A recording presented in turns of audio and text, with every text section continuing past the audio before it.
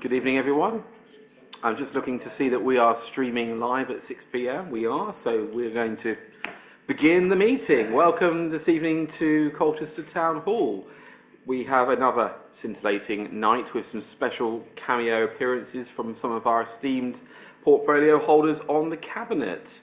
And we'll be looking in detail at some of the data around key performance indicators thus far. But before we do that, I must go through the housekeeping and welcome members of the public for coming along. Thank you very much. We always welcome participation. If we cannot help you tonight with answers, we certainly will always try and point you in the right direction. There are no practice evacuations planned for this evening. If an alarm does go off, then please use one of the two staircases in an orderly fashion and rendezvous outside in the rear car park. The meeting is being streamed live on the internet, okay, so we can all watch it in the future. What else do I need to tell you? Mobile phone usage is discreet, please. If it goes off, we might fine you. We will break this evening for probably only about 10 minutes at 7:30 if we need to, although I am conscious that the meeting should conclude by 9 p.m, and so we will motor through and be efficient if we can be. I'm Councillor Darius Laws and I'm the chairman tonight, and I'm also a councillor for Rural North Ward, and I'm going to, starting on the left over there, ask for everyone to introduce themselves. Councillor Vanessa Moffat, Mile End Ward.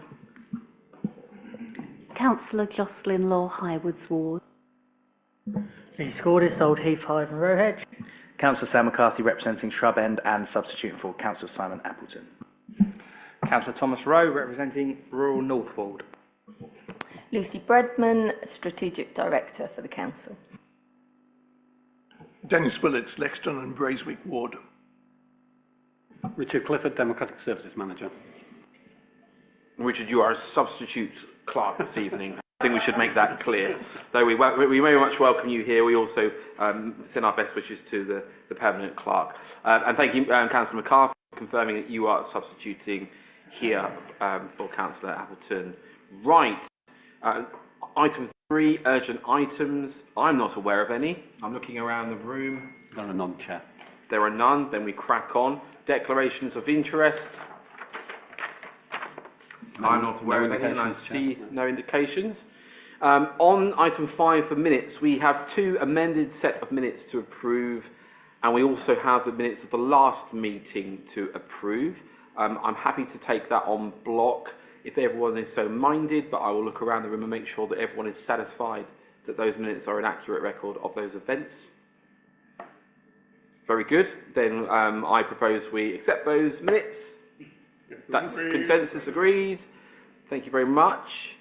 Item 6, which is general have your say. We have one pre-notified member of the public who wishes to come and have their say. So would Miss Caroline White please step up? You've got a total of 3 minutes when you hit the button. You might hear a bell around 2 minutes just to let you know to wrap it up. And if I can respond and be useful, I will endeavour to try. It may not be the case, depending on what you have to ask. Go for it.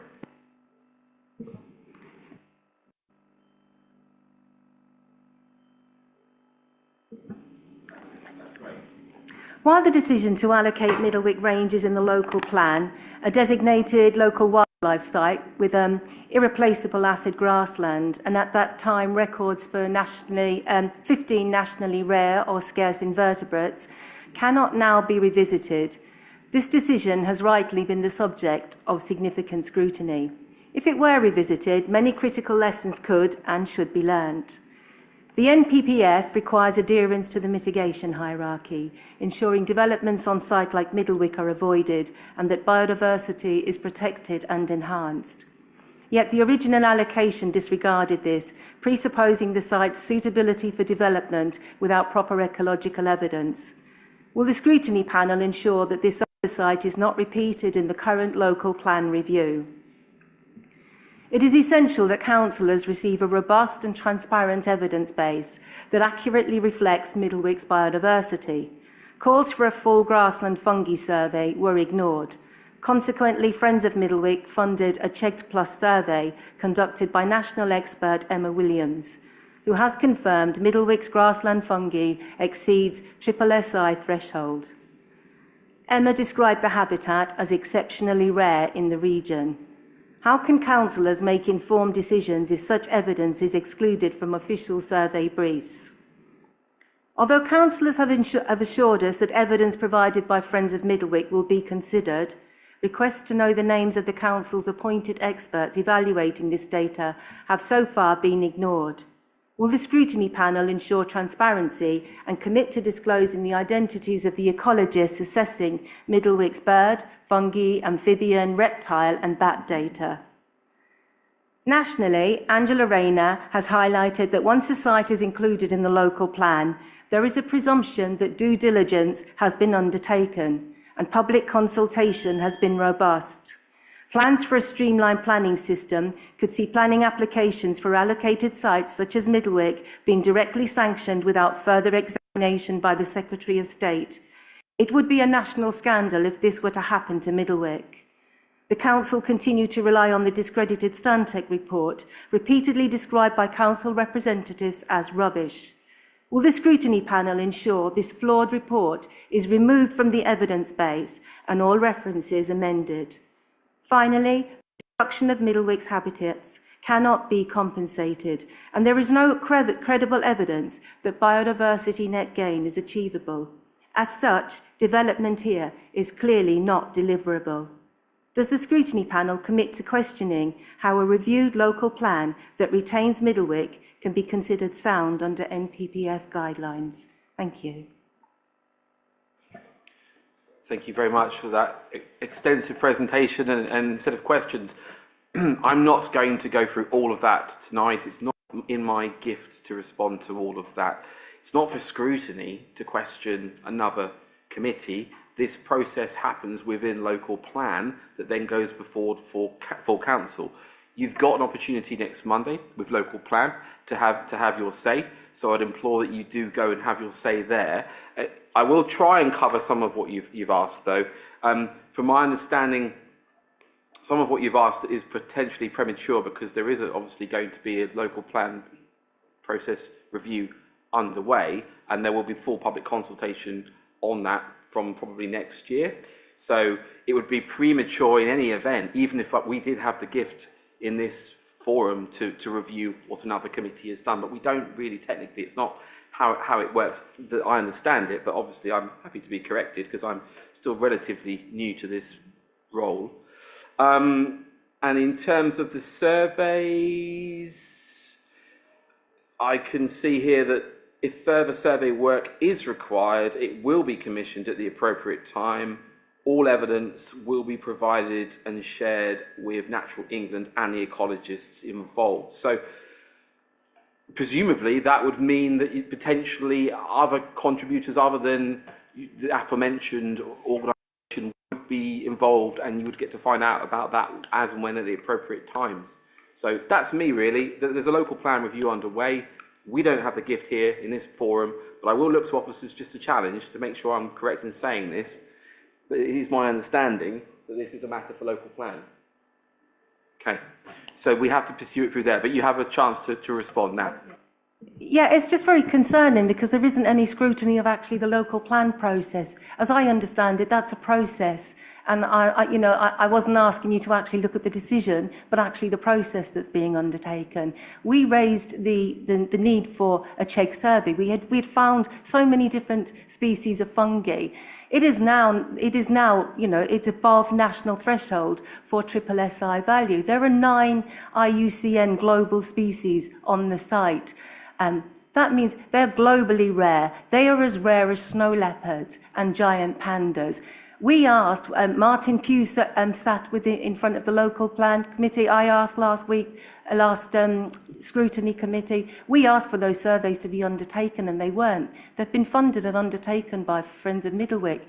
So sorry, but if you say, you read, if further evidence is required, it was highlighted that it was required. There is a window of opportunity to actually survey those, and that window of opportunity would have been missed. They don't necessarily fruit every year, so that would have been completely missed. That's triple SI. These are globally rare species on that site. And it's just, I don't find it acceptable at all, and I know that many other people don't find it acceptable. Thank you for putting your views on public record. They've been heard. It's very frustrating. Sorry, I know my minute's gone, but it's very frustrating that there is no scrutiny. There is a process of how this place works. Yes. Next Monday, I'm sure you'll be here. All right? Thank you. All right, colleagues. We don't have any more public speakers, I don't believe. No. Okay. Item 7, decisions taken under special urgency provisions. I see none. Item 8, cabinet or portfolio holder decisions called in for review. I see none. Item 9, a favourite of the deputy chairman and mine. We haven't anything to ask of scrutiny tonight, unless anyone has anything they wish to bring to our attention. I believe there are none, and therefore we move on with haste to item 10, which is a briefing from, or rather, as we will be scrutinising the leader of the council briefing. But I understand that the leader has got some slides to present to us, which is great, great stuff.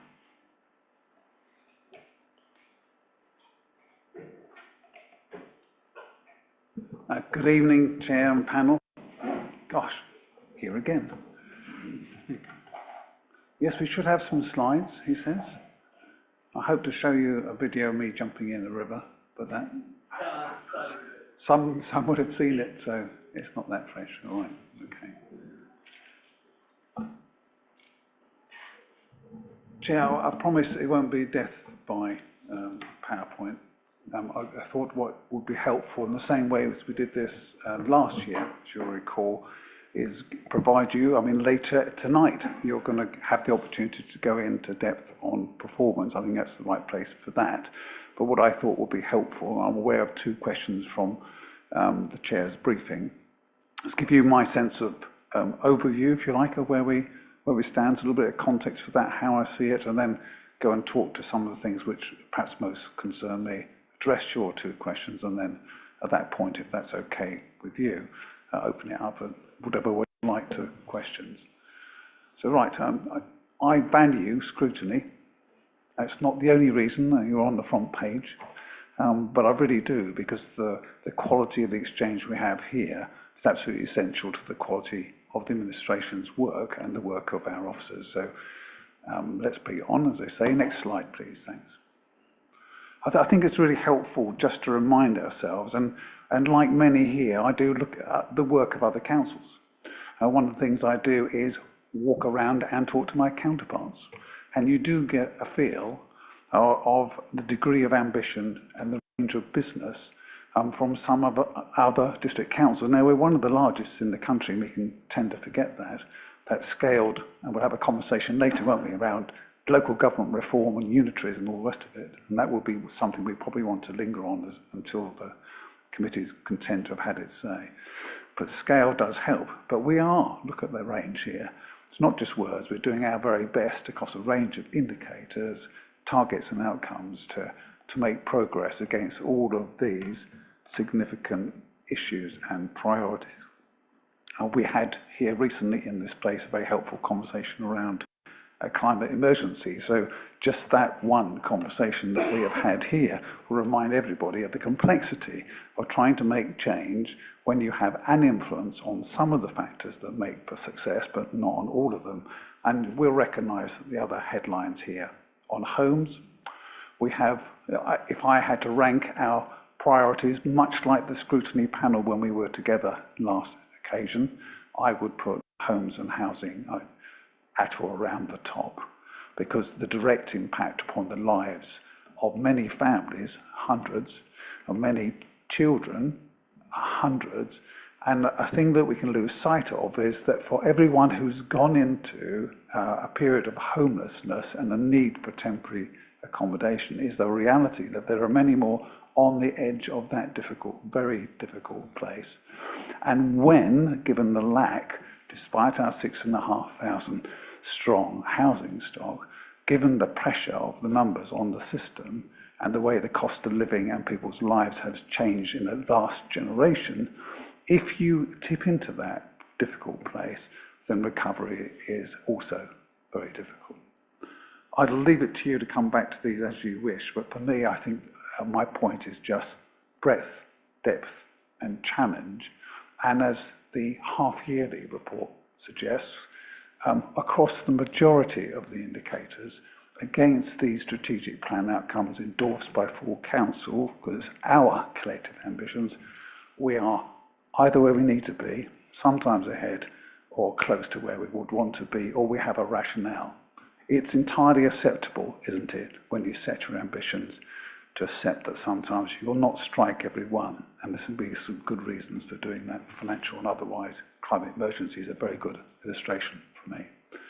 Next slide, please. I think, Leader, we'll let you just make progress, and if we make notes of what questions we might have, we'll do that at the end. Thank you, Chair. I'm happy to stop if you wish. There's only a few slides. Okay, Fit for the Future programme. Just a reminder that against those deep ambitions that we as a council have, of course we have to acknowledge that the world around us has changed over the last decade, including, critically, the resources that are available for local government. This is a neutral point as far as I'm concerned. It's the world that we're in. The national finances are troubled, local governments are, and we've seen a number of councils have very well publicised disastrous outcomes, either for investments and or for management of self, for following a commercial ambition. We've done rather better than that, but we've also had our problems and challenges. The response to all our circumstances is the Fit for the Future programme, endorsed by full council only in February. It seems a world ago, I have to say, and it's going to be with us for the 3 years we said, and perhaps beyond. And it's about that absolute obligation to ensure that, taking good advice from others as we must, we focus on what matters most for us. We give test, challenge, we look at efficiency, effectiveness, and we give ourselves, in an inclusive way, a fresh look at what matters most. There's a real breadth and depth to this. I can go to this if we need to later. We in this place have talked to the changes in the way in which we will collect waste. We've talked to the difficulties of asking people to pay, like many other councils have, for the collection of their green waste. And across that spectrum here, you will, all of you know that we have work underway that matters to ensure that we're looking at the balance of spend, outcomes and progression. The most critical, or amongst the most critical for me, in the middle, the HRA review, which I want to see go at pace, which I think is already starting to influence budget and provision. And then to the right, asset management. We have neglected our stock in the widest of senses, including this wonderful building. Now, we as a council collectively are going to have to face up to the fact that balancing the books over the last decade and more by virtue of paring back what we spend and what we look at is neither efficient, effective or right. We're addressing that, and we'll see more of that come through this committee and elsewhere. Next slide. Okay, Chair, I'll slow down a bit now. Be pleased to hear. These are the things I thought we might want to talk to a little bit. There's a long list of things I could wake up in the middle hours of the morning about. Sometimes I might. And let me just talk through those. So, organisational health. To me, it means what those words should convey, which is how is the family, as I choose to call them, of the City Council's organisations. Now, their relationships to each other have changed in my short time as both a member and as a leader of the council. So we've got Colchester Borough Homes looking after our housing stock. We have CCHL and Fora looking after our commercial enterprises. That they've shrunk, but they're now much better placed than they were before. And because we've got what we think of as the council, Colchester City Council, centred here, represented by members here. But it's the sum of all of that that represents the capacity that we have, and it's the health of the whole that I've always been most focused on, if I'm frank, because their ability to work together effectively and in a way that's responsive to members and to the residents that we're here to serve really matters. Now, each of you will have your own sort of tests of what counts as health. Well, you can look at things like absence. You can have a look at when senior members of the team are sending you an email, 10:30 at night and all that kind of thing. You can get a feel when you go to, as I did yesterday, I think it was, an employee celebration event marking their performance. And you can look at what you see in awards, in attitudes, responsiveness, and by talking to people. Now, all of that you all have your own view. My sense of organisational health of the council is they're both in very good shape in the round, but very stretched. Now, if you ask for an honest view, you'll get one. And a lot of people will get to strain and concern. And that strain and concern, I'm not saying it's the same at every level, but at the leadership level, I see it as a relatively small leadership team of, in my view, high quality, very loyal, loyal to purpose, loyal to members, loyal to their residents, frankly, and also to their leadership, including the chief exec. But strain and stress, I just offer to you, I see a fair bit of that. And we have to, as members, try to strike our own balances in our own demands of those good people. I'm looking at Lucy down the end here, who's had a couple of notes from me today, which I replied to within a moment. But each one of those is an extra interesting challenge, isn't it, Lucy, without going into the detail of it. That's to be expected of our people, but it's something that I personally am concerned about. We have got to, and we haven't done it yet, reset the demands and balances between members' needs, the many requirements that we place rightly upon our workforce, 1,000 strong or so across those three organisations, and the outcomes we want. I've agreed with the chief exec in the new year, and she'll come to us with some propositions, and I want to sort of see ways in which we can strike a rather better balance. One of the simplest, as a bureaucrat, I love paper as I get reminded, and words as I get reminded, Chair. But they are, of course, the currency of our business. But perhaps we can do it a little lighter in terms of load in one place for the 30-pager, and bring to us here and elsewhere, as I say, somewhat less comprehensive in every last degree, sets of papers, submissions and recommendations. Maybe we can, in our committee system, yet work a little bit more effectively. I think we've made some changes in the right direction, and it will be a difficult balance, but I just leave you that with flavour of a concern, a need to respond to it if we are to keep the loyalties we have and to maintain the progress that we want through the coming months. Balancing the books and fit for the future is such an obvious thing. We have made, in my view, good progress. We have a plan, that's a really good start. Not every place remarkably has one, and I'm talking to some of my counterparts, kind of really must get down to this, that bottom line problem, and then they tell me what it is, and I think that sounds at least as difficult as ours. We have the plan, we have the detail. It was signed off by us all in February, and although you can always contest anything, given the breadth of the range of challenge that we're giving ourselves, i.e. that nothing, frankly, is off the table and everything's to be looked at, it's hard to see how we could do, at least in the principle, much that will be different, given that we have statutory and other obligations and we're following them through. My shorthand would be that we're kind of 2/3 of the way to where we need to be. Our difficulty is our estimation of our challenge has to be accurate and defensible and dependable. We can't afford too many sideways shocks. In the last few years, we've had a few of them, haven't we? High and to a degree unexpected inflation. Some might have expected a war and a shock to gas and energy prices, but I can't say that I did until it started to happen. Then you could estimate what would happen. So those shocks we have to keep ourselves hopeful about. But the bottom line challenge is something that I dwell on. I think we're going absolutely in the right kind of direction, but it's going to be a long and difficult haul, and we have to be absolutely on the game in terms of estimating cost, delivery and challenge. And then briefly, Chair, opportunities on the right-hand side. Many of these would come through here before.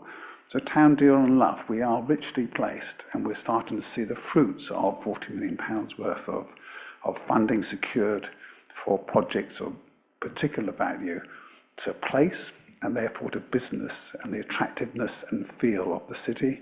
But also, and we'll touch on this later, the Vice Chair's asked about Greenstead, around the social cohesion, values and disparities and inequalities of the city.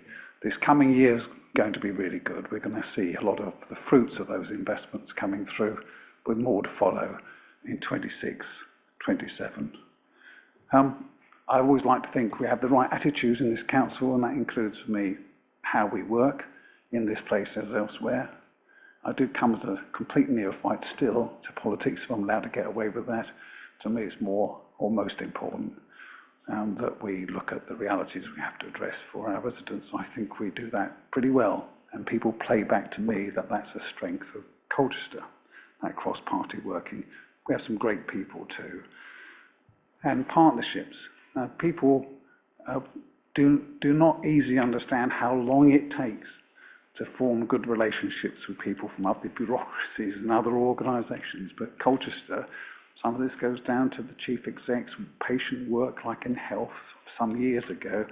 Some of it goes to, and I've been party to this, working doggedly at getting to a better place with the county council. And my thanks, he's not here, but Kevin Bentley as the leader, the two of us and others have wanted to get to a better place, and in my view we materially have, and Team Colchester as a joint vehicle for working on regeneration is one of the outcomes.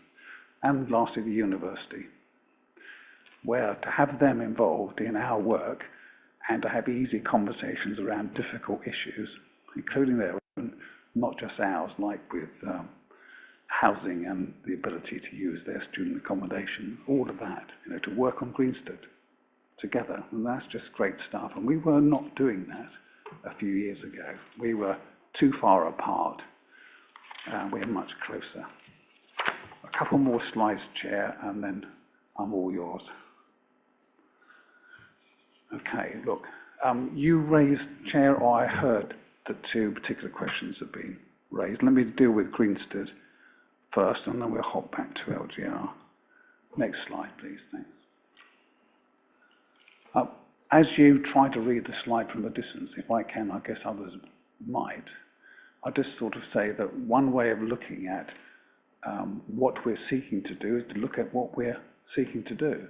These are the outcomes that the Heart of Greenstead Board, their Health Alliance colleagues, the We Are Colchester Independent Board have all signed ourselves up to. And when you glance down that, you'll see that the range of those outcomes, looking at health, looking at the practicalities of changing a place as to what you're seeking to secure from it, is being accompanied, when you glance down these blocks, by the acceptance that you've got to look at the things that make life better for the longer term. So the skills that people have, the degree of digital and other inclusion they have, the levels of poverty, and there must be challenges here for the team, I'll get to that, the levels of poverty that we're seeking to challenge and improve, and the number of people who are actually able to move away from that place. Pedal power is widely accepted to be a real success. Try to make it easier for people, cheaper for people to travel, work elsewhere. And linking all of this to health. Now, the baseline of that project, a reminder, if the committee can bear with it, is the wider determinants of health. That's what we're seeking collectively to do. Now, my understanding, such as it is, that all of this is rightly to be underpinned by data and analysis, shared by and contributed to by our partners, back to those words again, partners, so CCC and the county, the university, the North East Essex Health Alliance. And you here will see some papers come to you, a number of papers come to you, my understanding, ahead of going to Cabinet in March. So we're getting to the point, I guess I would put it, of a maturity, past design and construct, heading towards physical action, as in contracts that would change the place, but accompanied and underpinned by an understanding of the challenging circumstances, and I want to choose my words well, as you would expect me to, for some of the people living in that area, which together with them, the Heart of Grinstead project revolves and will change. I think that this will be really interesting stuff. I'll come and sit in when it comes to you before it comes to Cabinet. And it's accompanied by, this is dry stuff for those who are not interested in it, by some structural changes as well.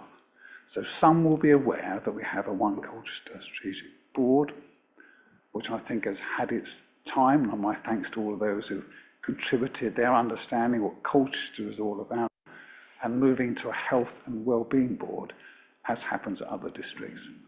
That's where you lock yourself in and start more formally and fully to look across the whole of the district at the kinds of things we're looking at here. So back to those, not the easiest of words, but I know would understand them, the wider determinants of health. It is unacceptable that there is a 15-year differential in life expectancy in one part of the city and another. Dealing with that is the work of a generation, and it's generational long. But here, back to, and I'm really glad, Dennis, if I may say so, that you raised this question. Here is demonstration that at the very least, there is a very determined and collective, joined up approach to this, working with those who live there to ensure that we change the things that we've got good reason to think make a material difference over time, starting with place, going to capacity for health improvement, looking at what we know matters to health, which is housing and employment, amongst other things. There's a lot to digest here, but hey, you did invite me and give you my best shot. Next slide. We had a wry conversation last time about how do you score, and it's the Dennis Willits challenge. What have you done, King, right? Or anybody else? So I just gave my self-assessment without the details. I think the things that I would want to be playing a role with others on, because that's all I can do. This is somebody else's leader's scorecard. You can give me a new one if you like, I don't mind. I believe that I'm able to make some helpful contributions to the position of the City Council, whether it's our relationships, our partnerships, our effectiveness and our reputation, and these are perhaps some of the aspects you might score me on. I'm particularly concerned about the top two on the right-hand side. Every organisation is challenged by that difference between wanting to do something and being able to do it, particularly when you have partners and suppliers and to carry with you, and when you have a great deal of challenge in the system, whether it's resource or otherwise. It's walking through treacle sometimes. If William Sunnox was here, William would agree with me. It is not easy anywhere to make and deliver a change. So that for me is something amongst a sea of other things where I hope to serve you as members and the council that we're here to lead. That's something I want to continue to pay particular attention to. And I go back to organisational health.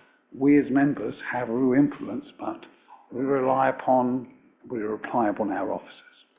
And if you accept that I might have some feel to add to your own about where they're at, then we could agree there is a challenge when you have very challenging times. And we'll get to LGR in just a moment, Chair. That is one of them. Next slide, and then we'll go back. Well, the next slide and stay, thank you. I always try to give you a couple of pictures, Chair. I don't make it all about me, but once a year I might try, all right. LGR, Chair, if you're okay. So this is perhaps where I hope we might have a genuine conversation. I found myself saying to a colleague yesterday, as somebody who I hope it will be agreed for all my many faults, you have time to list them if you wish, I'm captive. I don't get out of sorts, but I have been out of sorts about this, because this started off with a very well handled and long patient endeavour by the County Council to take with the County Council and the two unitary authorities everybody else down the path of devolution. For those who can remember and care to, that led us to the Greater Essex deal, which was scuppered by differences between members of Parliament and councils, and fell by the wayside.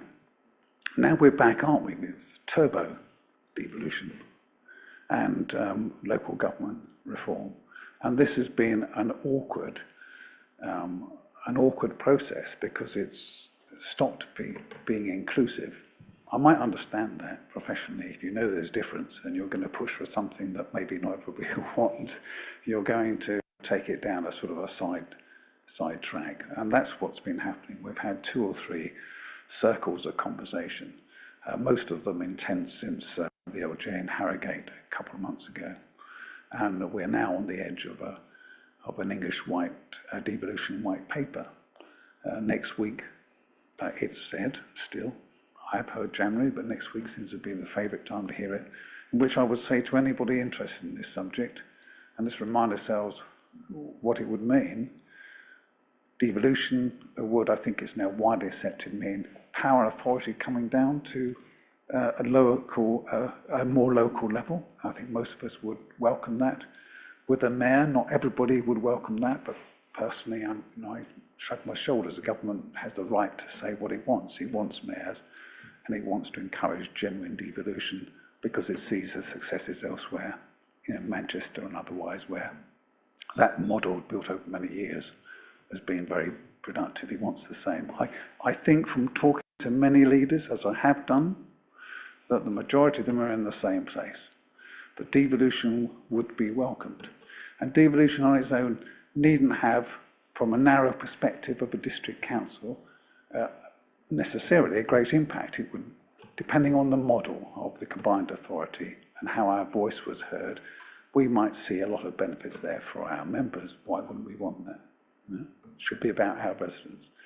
Local government reform is a much more complex issue that's being presented, and I understand why very simply. Now, this is not having a go at colleagues from different parties who will, some of them are in that inside track and some of them are outside it, all of whom will be waiting for what will come through next week. But it could mean accepting the demise of district councils. For anybody who wants to know what that means, it means us, okay?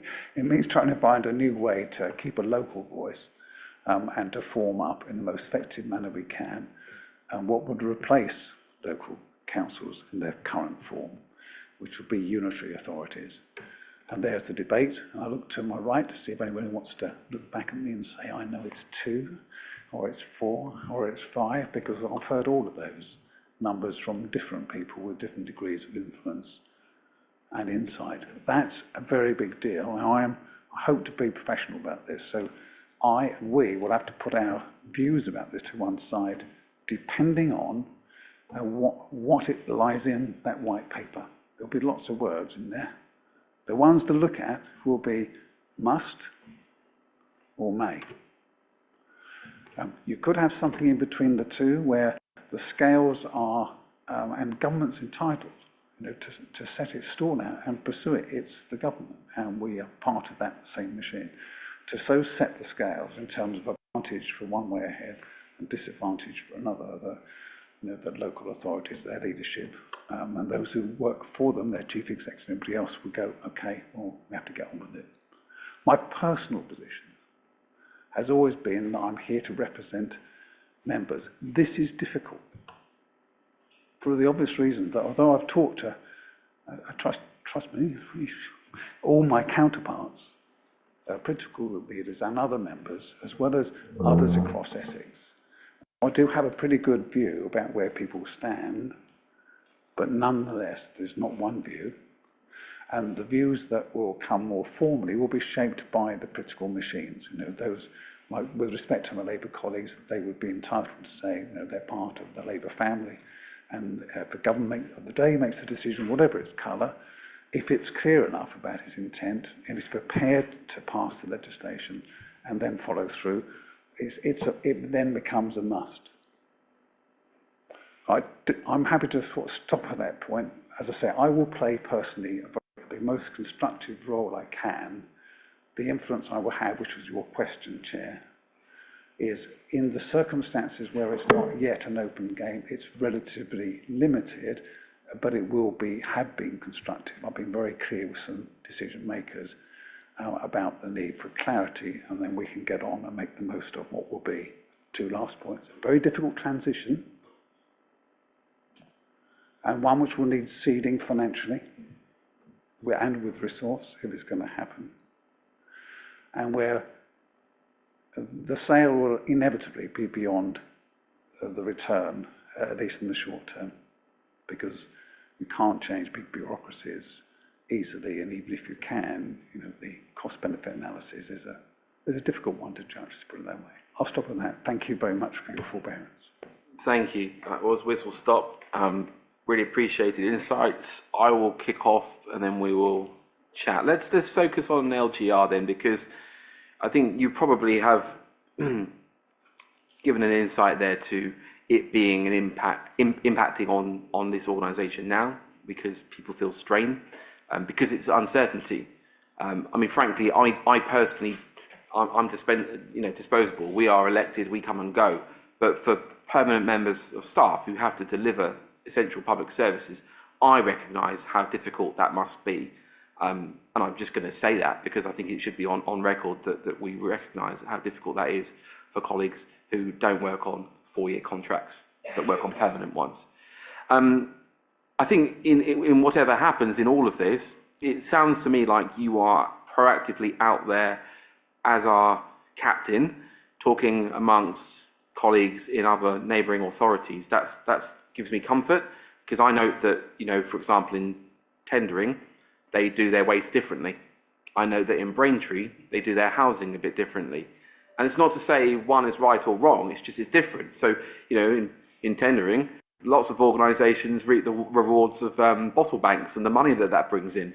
So if you suddenly took those all away, then lots of parish councils and organisations suddenly don't have an income. So, where we are about to, we do collect glass here, to say that we're right and they're wrong is probably not the way to go. I just wondered, are you extending your charm offensive to any particular local authorities, in mind that there may well be a consolidation or a reorganisation in which we will need to look at integrating a little closer?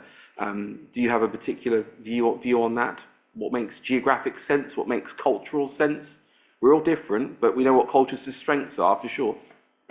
Well, Chair, thank you.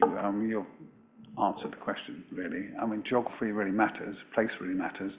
If LGR's to happen, and the most direct relationship, which is a city council to its residents, is to widen, then in a sense we have to acknowledge that reality, and then thinking narrowly and I'll go back to your earlier point about the possible views of others. We have to think geographically what makes sense. So it's widely understood that amongst the proposals out there are for 5 unitaries in different combinations. The one that has been said out loud has been Braintree, Tendring and Colchester. There are some big differences in practical terms, there are differences in politics, which all of us just have to acknowledge. I try to look past that. You could argue that you could be slightly larger, you know, spread south. There are different combinations. We have an emergingly effective North Essex partnership, which swings round and includes Chelmsford, Epping, Uttlesford, Malden, as well as the north. I think that seems less likely from what I hear to happen. So place will matter. It matters now. It will matter in the geography.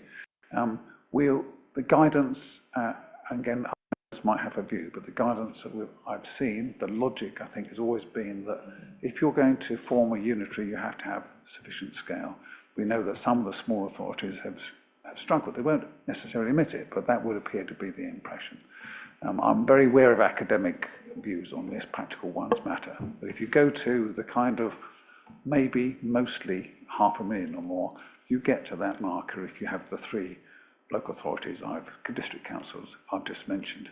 Back to your differences and the conversations we're having, the chief execs have started to do some work on that mapping, so that we could say perhaps more readily where we are compatible, where we're not. I think we'll have to do a fair bit more work to get that sort of richer understanding, but there is an acceptance that that's what we've got to do if we head down that path. The reactions between the politicians have mostly been, I think, everywhere around the politics of losing the current vehicles for delivering local services and the plus and minus of that. Thank you. Okay, members, we have our team captain here. Local government reform. Anyone, any questions? Okay, let's widen it out then. Broader questions on the presentation you had this evening. I'll start with Vanessa. Thank you. On the Greensted slide that you had up there, I noticed you got reducing poverty in various forms. And there must be several vehicles that we can use for that. Are there some already in place? How far along are we with those? This is where I can't give you an answer with precision. What I would say is that reducing poverty, so I'm so careful about this, so excuse the careful answer back, and I'm very happy to pick up points where if I can secure a better response, I'll come back to you, Chair, and then to the committee. But if you look at the interconnectedness between housing, access to health, because that can be indifferent, access to employment, efforts to include inclusion and engagement, all of those have a determinant over time on poverty. So I think we have to accept that we have what we have. It's just the logic, I think, where we have made, inside the scope of that project, certainly I can talk to the fact that Paddle Power has been a simple, very successful, I think we were 400 pedals upwards, opportunity to give something fresh that's both, if used, not parked in the cycle shed or the rack, good for health, good for a sense of self. If your circumstance is difficult, to have something that you want, that you choose, that you can use, there is a series of connections. But I don't kid myself, and I wouldn't suggest otherwise, other than it's the sum of all those factors at work. The university, I think this is March next year, as one illustration, is doing some work around training, inclusion, aspiration. But I don't want to overstate this. This is difficult work. It will catch some people at just the right time. And I think it's the sum of all those measures that will, by degree, bear some fruit. But we will have to keep our eye on opportunities and possibilities, which is why the breadth of the project, the breadth of the partners really matters, because if they're institutionally committed, including the ICB, the North Essex Health Alliance, it's the sum of those partners and keeping them focused, not just for the project, but beyond it is our best prospect. I'm sorry that's more general than you might want. Did I see Councillor Scorless? Yes. Councillor Scorless, I saw Councillor Rowe and then Councillor Law.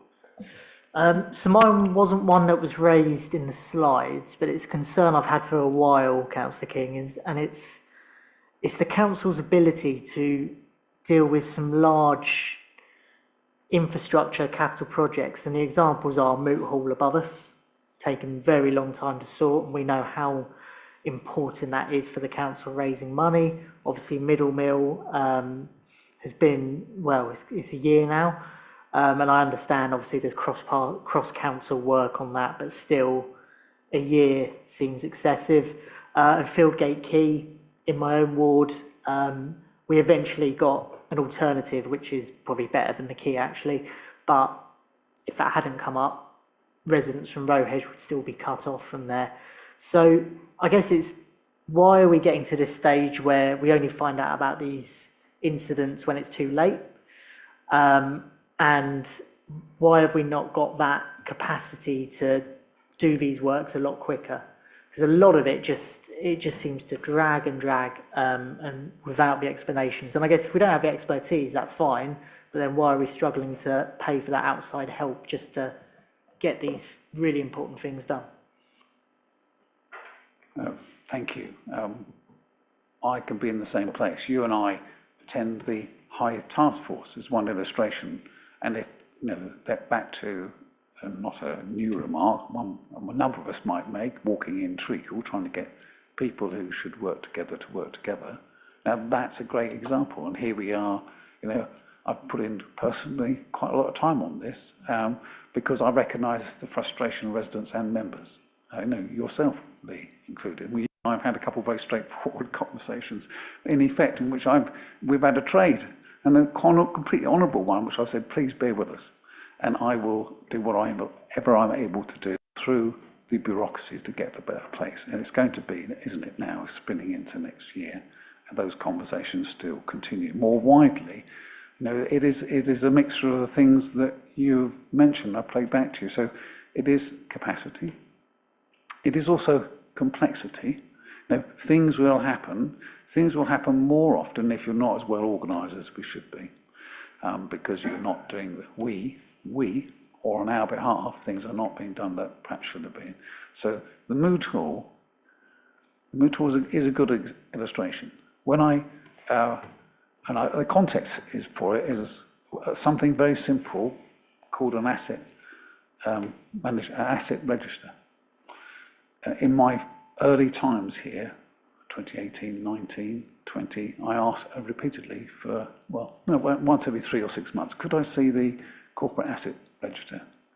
And after much work and a lot of time, I saw something which was part of it. Tells you a lot, doesn't it? We've now got a corporate landlord model, which is a different way of working that integrates different teams from different parts of the council organisation and offers a better prospect. And I'm seeing it, and some of you are involved in this, all be one step away from some of the quality conversations with the right kind of professional help, including imported help, around Northern Gateway. So I think it's a mixture of structure, where it's been fixed, capacity, not sufficient and not perhaps always, because generalist, as I don't want to use the words professional because that's not right. We're talking about professional colleagues doing half a dozen things for which they've got a good grounding and ability to give you a view. That isn't always what you need. You need that, plus you need some specialist expertise. I don't think any of that helps. And I think, as I was saying, some of this is a catch-up, as I said earlier. The Moot Hall, when I used to come in here, I used to raise the fact, we would have walked past the buckets downstairs from the back car park into the building on occasions. We got some water penetration. So getting the organisation to respond is not always straightforward because of the poverty of resource and capacity. I suppose would be a simple view. I think we're in a better place, but some of these problems, the weir is a good illustration, difficult to foresee. Here we have it.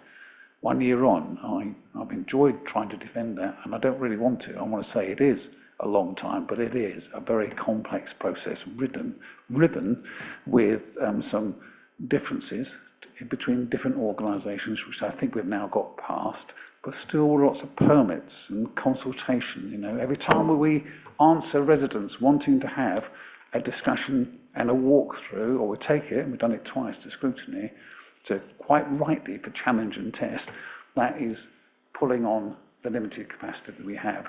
It's what we do in a democratic organisation. But I don't want to deny the fact that it is, in my view, also too slow. I don't think I can, for us, get it to go much faster. I think we're now approaching this in the way that we should, Chair. Happy? Okay. Councillor Rowe, then Councillor Law. Thank you, Chair. I have 3 questions. If you don't mind, I'll ask them one at a time and let the leader respond. Councillor King, you mentioned that if it was up to you, you would put the strategic target of delivering houses for those most vulnerable at the top of your list. As the leader of the council, what exactly is stopping you from doing that? And secondly, what more do you think we could do in this area? Obviously, given our constraints, and I fully understand those, but what else would you like to see done in this area? Thank you, Tom. That's actually a great question. And here's my hard answer, which is difficult to do more than we're doing. But the importance we've placed on the issue, both in policy, and it's not political with a small p, policy, political terms, as well as practically locally, there's been a change in that. So we're lucky to have a very able, I'm not saying the others aren't, they absolutely are, we've got a particularly able portfolio holder in Councillor Paul Smith, who's been through your steely gaze some time ago. That was recognised by you. We've got a team who shouldn't need it, but have been made very aware of the political importance we place upon them doing all they can to respond at pace to meet the needs, particularly of temporary accommodation. And we've given a priority as administration on behalf of all of us, because although there are some differences, they're more around, can we afford what we want to do, and how do we construct an approach that keeps us viable? Those conversations happen in the sidebar. So I think I am sure at the moment that expansion of our gaze, working across North Essex to see if we can get advantages in working with others, working across actually England to put ourselves in the middle of conversations that in turn influence government policy, because those government policy changes, we're one voice amongst others, I know, they have the effect of changing the financial equation. So, for example, the degree by which rents can rise, the CPI formula that is rather better than it was, the lobbying that's still going on without results in some places, the lobbying that's happened has had collectively some results, like a right to buy being a tighter process, and thus us losing fewer houses. I think it's that collective piece where we have raised it up. You know, it's had more attention, rightly, and cross-party. So, Andrew Ellis for the opposition, and Kaylee Rippingale as well, are just illustrations of how I made a collective effort to make sure we're in the same place. And if I put it really simply, that we've pushed harder on this than we have in my time and experience, and rightly so. We're trying to get ahead of the crisis, and the beyond the box, which started with a conversation that I had at the university talking about their student accommodation on the cause of it, is one illustration of where, working in a rather different way, we've got something really quite unusual, and I think on the face of it helps on cost, helps them, and best of all helps our residents. Thanks. Yeah, thank you. Yes, and the work that you do with the university, I think I've said before, I commend and think it's excellent scheme. I told Councillor Smith I thought that was a good idea too. Fully agree with that. Interesting that you call it a crisis, given the discussion that we had around the climate crisis. And anyway, I'll move on to my next point. Organisational health. I think you mentioned that a number of times, quite rightly so. It's tied very closely to financial health. I suppose, question, do we have all our accounts in place and are they ready to be signed off by the auditors?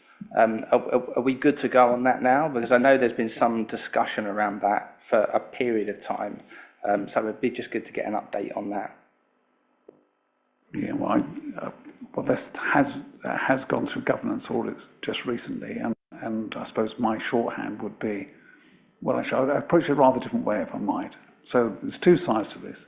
One is the formal and external process by which somebody else looks at your books, the auditors, and says, good news. And I want to stress this.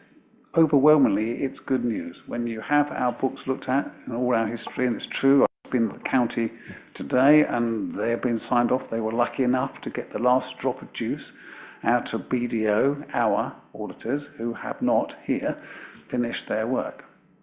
So the formal process has been done as far as it can be, in the sense that this council's officers have to prepare statements of accounts based upon their past experience. But we're in the moors, and I know that you'll know this, of a nationwide challenge of having lost audit capacity and its application to the approval of each council's accounts. The great majority of them are some years behind. We're in the same place. I'm not comfortable about that. I'm speaking to the new auditors, KPMG, in the coming days. I want their take on this. But we are in the middle of a process signed off, started by the last government, signed off by this, which in effect means that we will not get true and full external audit assurance for several years, because we'll have what will be called disclaimed accounts. And the key for us will be to ensure that we get whatever we can from whatever energy and effort we can secure from the auditors, past and present. But the bottom line will be, until we know different, we should take as appropriate the confidence of our Section 151 officer and our own audit process. That's the best we have until we have better. Thanks. Thanks, Leader. So we're comfortable and 100% sure that we've done everything that we possibly can, and that they've been signed off from our perspective, and it's simply an external matter to sign these accounts off now, which obviously is outside of the council's control. Is that correct in my thinking? That's my understanding. That's what I see. I mean,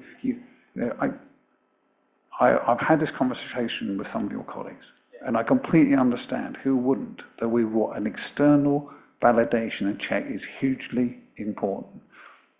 But until we can secure it, which is not in our gift, or it's no more in our gift than many councils across the country, we will have to rely upon our past history. You know, we're not a council that's been called out, thank goodness, for cooking. We don't cook the books, I hasten to add. Yeah, that's fair enough. If it's outside of our control, then that's fine. And you know, if that's your position, then obviously we accept that, and I appreciate that confirmation from you. Final question, hopefully a relatively nice one and an easy one to end on. Last year, I think it might have been this panel, or possibly the economic growth panel, or something along those lines. We spoke to the university, and we had one of the economics professors from the university come to the scrutiny panel and speak to us. Whether, I can't remember if it was on record or off record, we spoke to the chap and asked with the Colchester economist if they could help to build the economic growth programme. And we said, why are we not working closer with the university, which is literally on our doorstep, and I'm sure would love to get their hands, if they don't already have, on some of the data that we have, and help us to produce better programmes and better proposals of how to actually deliver on economic growth. And I know at the time the chap was the professor was very bullish on the idea. Do we know if anything happened with that, if we managed to get go ahead with that, or has that unfortunately fallen to the wayside? And if it has, could I ask you to please reach out and see what we can do, irregardless of local government reform? I'm sure having the right people in the room would be very, very much welcome, and I think they're the people that we should be partnering with. And I noticed that you did say that, so I think we should be going down that route if and where we possibly can. This was during a meeting we had in which we were looking at skills, and we had various partners here, including Colchester Institute and the university, etc. Councillor Jay, do you want to just jump in to comment on the specifics with the microphone, please, to help the leader and to answer Councillor Rowe's inquiry? Yeah, no, I do remember the conversation. I did speak to them afterwards. I think there were some issues with the data and the modelling. I will pick it up with Karen Turnbull and see where we went with that, but I seem to remember in conversations afterwards it wasn't going to be as straightforward as we thought it might be. Yeah, that's fine. I'm sure it won't be as straightforward. Nothing ever is. But the more we can do with that, the better. So, yeah, that would be excellent if we can push that along. Thank you. Thank you. I would be interested to see if my answer is any different. And your answer? Alison must be right, is all I would say, because she's on the game. But perhaps just a little bit of context. So, many of you will know Karen Turnbull. She's presented at different times and in different fora, including Colchester ambassadors. You know, it's a nice, challenging audience for you, and for business ratepayers and their consultations, one of which I think is due about now. So we do know a lot about this place. You'll be pleased to know we do have, and some of you may have even looked at it. I suspect many of you haven't.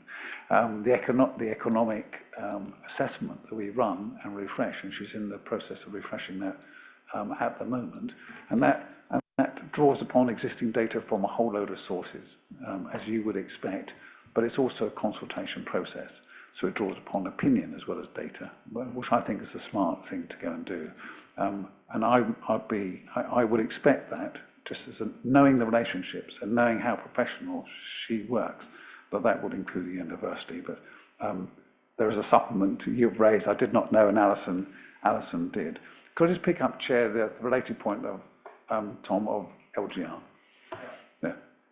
Whatever the distractions that may come from all those changes that lie ahead, and some definitely will lie ahead, and we're going to have to keep paddling our canoe in the right kind of direction, aren't we? We're going to have to do all the things we need to do, because there is a it could be an exciting challenge if you get over the change about how effective Colchester could be inside a wider authority, and how much influence we could bring to bear appropriately, right, in a balanced way with partners, because there would bound to be, if this happens, a transition period, perhaps a year or more would be my instinct, but whatever it is, and then you start to meld together different services and approach. So we've got to look after the present and the near future and the longer term, and economics and economic strategy. I'm sad enough to believe you might believe this too, Tom.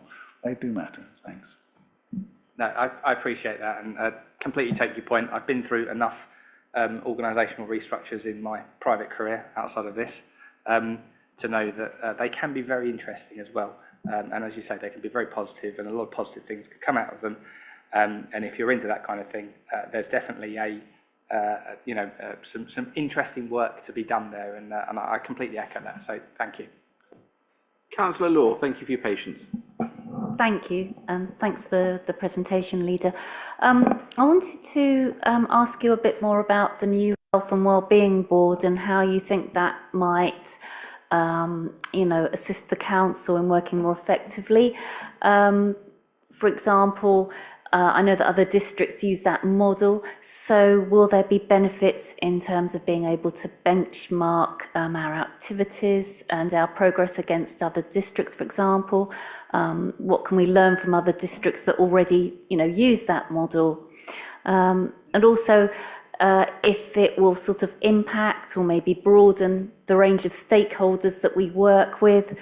I'm just thinking that things like health and well-being are sort of so interlinked with other things such as prosperity, housing, social mobility. It's really important to get that right and for the council to be able to, support stakeholders and residents. Thanks.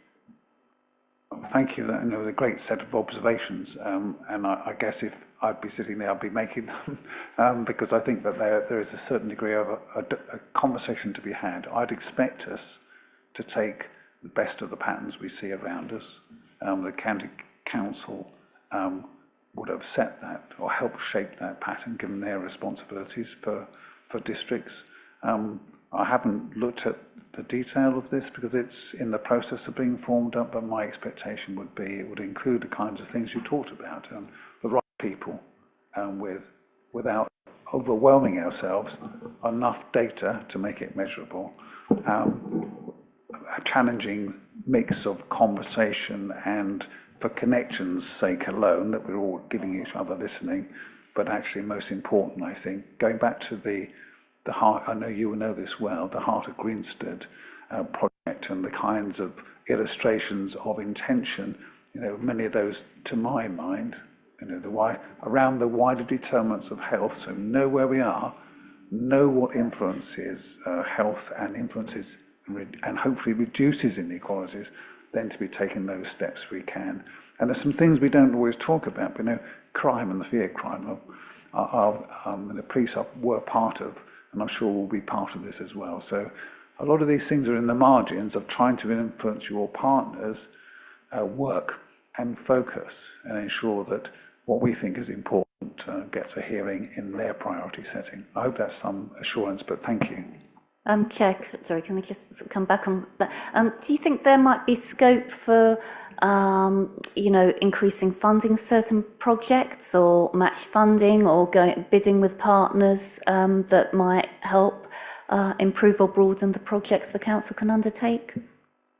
Oh, absolutely. As a generality, and of course there is a promise in the air from the new government, which is fewer funding pots. But I think that competitive instinct, which may have gone too far, I think, in past years, still is right. That sense of encouraging people to work together in the knowledge that if they bid together, they are stronger, they may have a better proposition, and wherever additional funding may come from, either the partners together or from central government, I suspect that's still the right way. So it's back to the same thing, really. Our outcomes are more likely to be well focused and our prospects of delivering them improve by working with others. The good news is we do, it seems to me, a lot of this well in Colchester. You get the complexity of having to work with more people, more organisations, you get the challenge of reconciliation of what each organisation is about. But as I say, I think we've got some, and this is not health, but I look at the National Lottery Heritage Fund. I'm looking forward, like many are, to the conclusion of their process, which will see half a dozen partners, including us and county, help them get to their funding aims so that work can start. And now I know that, as I say, it's not health, but it's an example of how working together is actually the only way in a number of important respects if you want to improve your place or the life of your people. Thank you. Councillor Willits. Thank you, Chairman. My first question is in regard to the Heart of Grinstead project. It always weighs heavily on my conscience, Leader, that I represent the most prosperous ward in the city, either by rateable value or aggregate income of the inhabitants. So as an act of penance, I always have to look to those who are perhaps not quite as prosperous as the residents that I represent. So I kept a watchful eye on the Heart of Grinstead without interfering, because I'm not sure my help is really required at the moment. But I do have certain concerns about the way the project is proceeding. And it's not the first time. I think we discussed this on your last visit to the scrutiny panel where we dealt with this particular subject. And that is that the project at the moment is all about the inputs to what we have scoped, or what the current management board have scoped, and which were accurately reflected, of course, in your slide you were showing us today. I am eager that we have more assumptions or data on where this is going to take us. And last time I suggested perhaps you should give some thought to the the metrics of this project, you considered it was probably premature in that the existing board was trying to get the pieces in place just with the funding, and to ask them to start mapping the outputs was premature. I do not think, Leader, that it is premature, and I would sort of tax you on whether you can see any way of starting to produce a précis of when we can expect the various indices of multiple deprivation for Grinstead to start going down. At the moment, it seems to have been arm waving, hand waving, patting each other on the back upon how great it is to have secured all these funds to proceed with the project. But what I would really want to see is a prediction of, you know, how we are going to reduce the individual, looking at each of the individual indices of multiple deprivation, how we hope that they will descend over the next decade, and I think it probably will be a decade before we see significant improvements, and how the project, the future of this project, should be scoped to reflect something that can be measured, rather than saying, here's the money, get on with it. If you do some good, yippee. If you don't, well, we tried, we did our best. I think in a project of this magnitude, there should be a much firmer set of expectations on outputs, as opposed to just considering and determining the inputs to the project.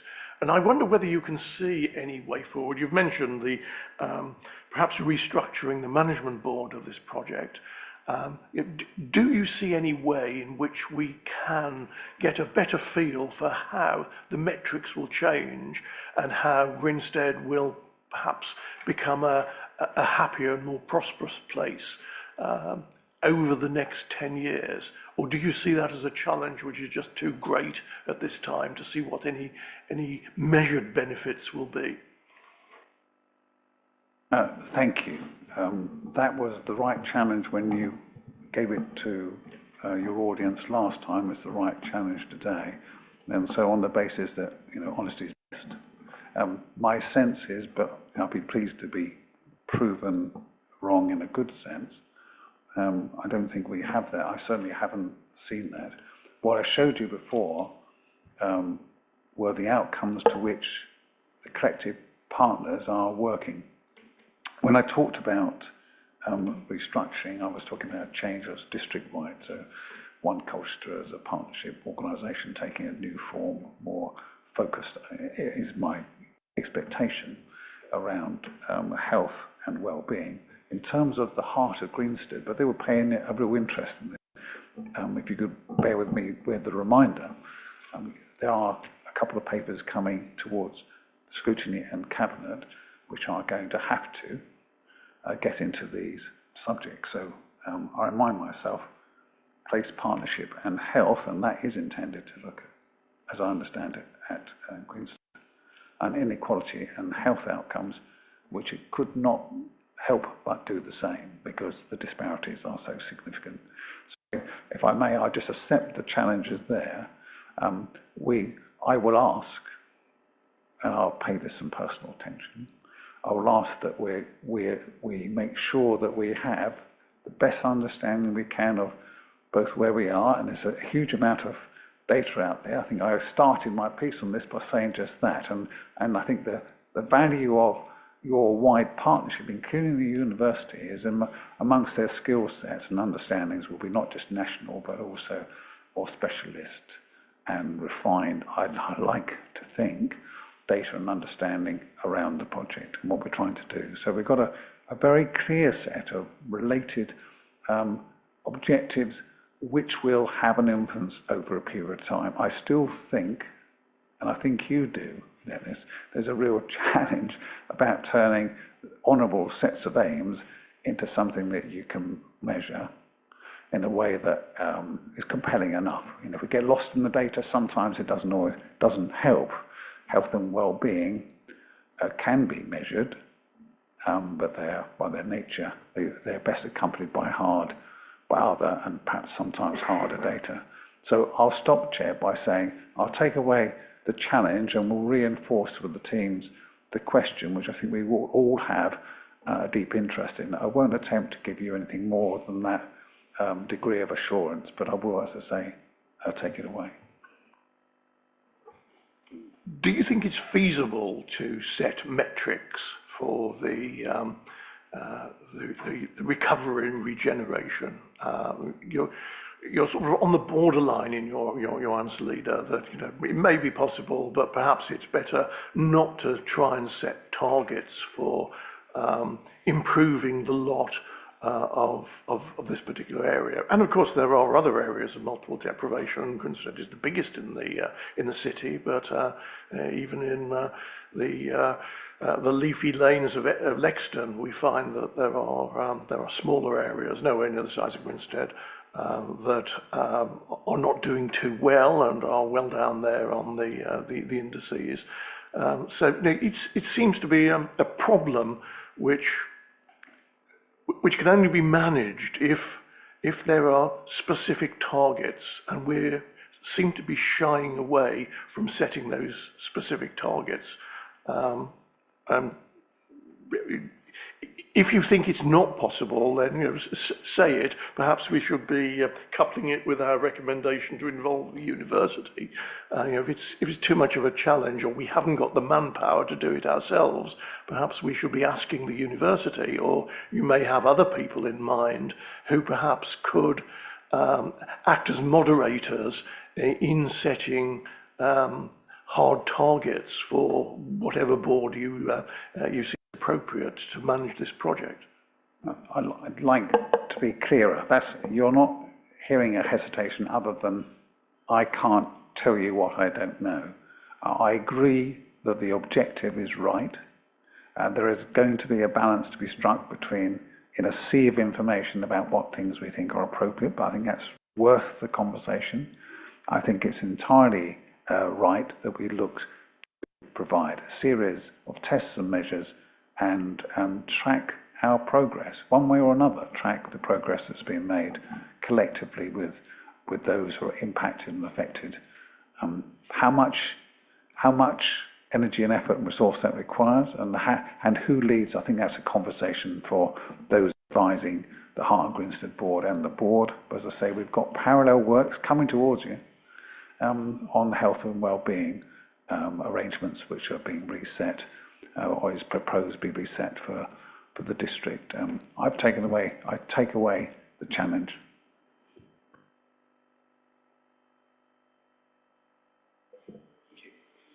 Okay, looking around the room, members, any other questions, points of clarity, thoughts? Right. I think, Leader, that concludes your appearance tonight, and thank you very much for coming. I have no specific sets of words, recommendations. I think collectively we will note your good work, and I would, on a personal level, hope that you can continue being our captain in your role out there in light of what's happening in the wider realm of local government.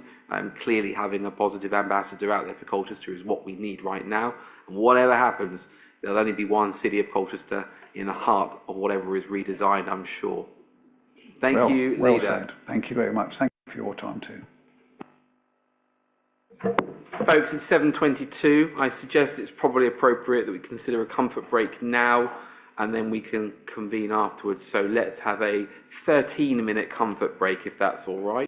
So see you back here at 7:35, 38-ish. 7:38.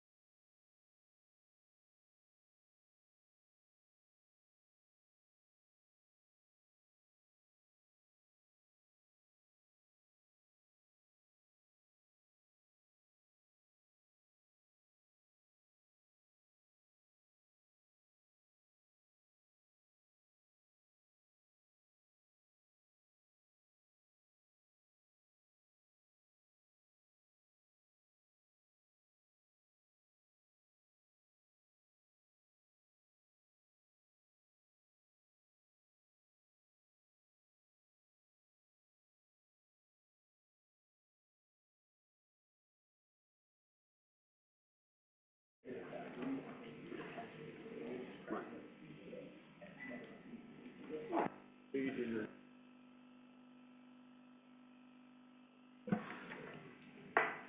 folks, welcome back for part 2.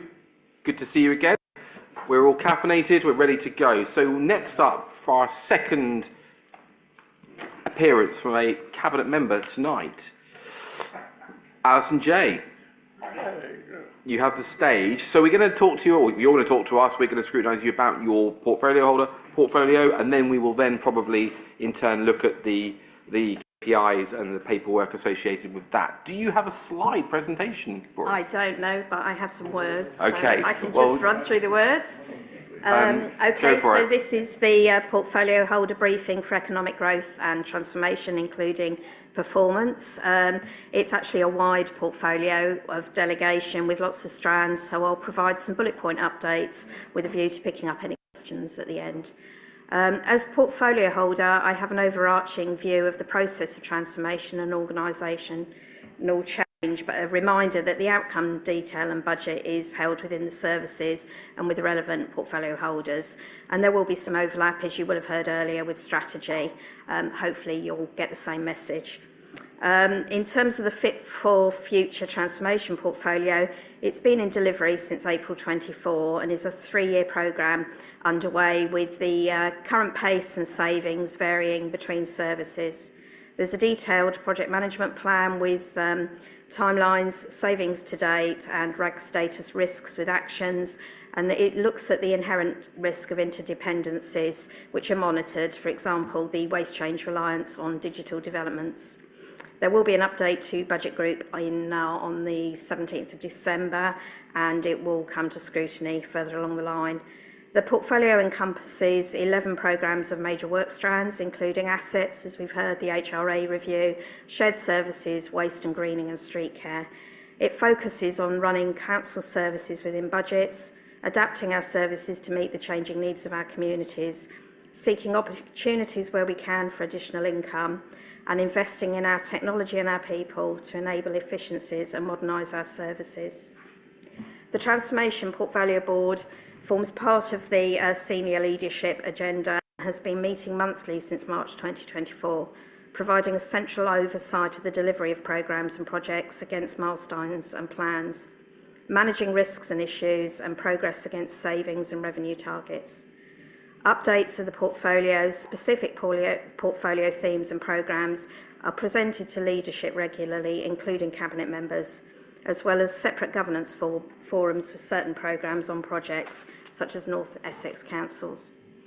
A small transformation delivery team has been established within the Corporate Project Management Office to support the change activity happening across services. Recruitment to the team has focused on drawing on talent from the existing workforce where possible and bringing in specialised external resource where felt necessary. The Future Workforce Plan was signed off by Cabinet in February 2023 and is focused on ensuring the Council has the resources, skills and capacity in the future to deliver its strategic priorities and the Fit for Future transformation programmes.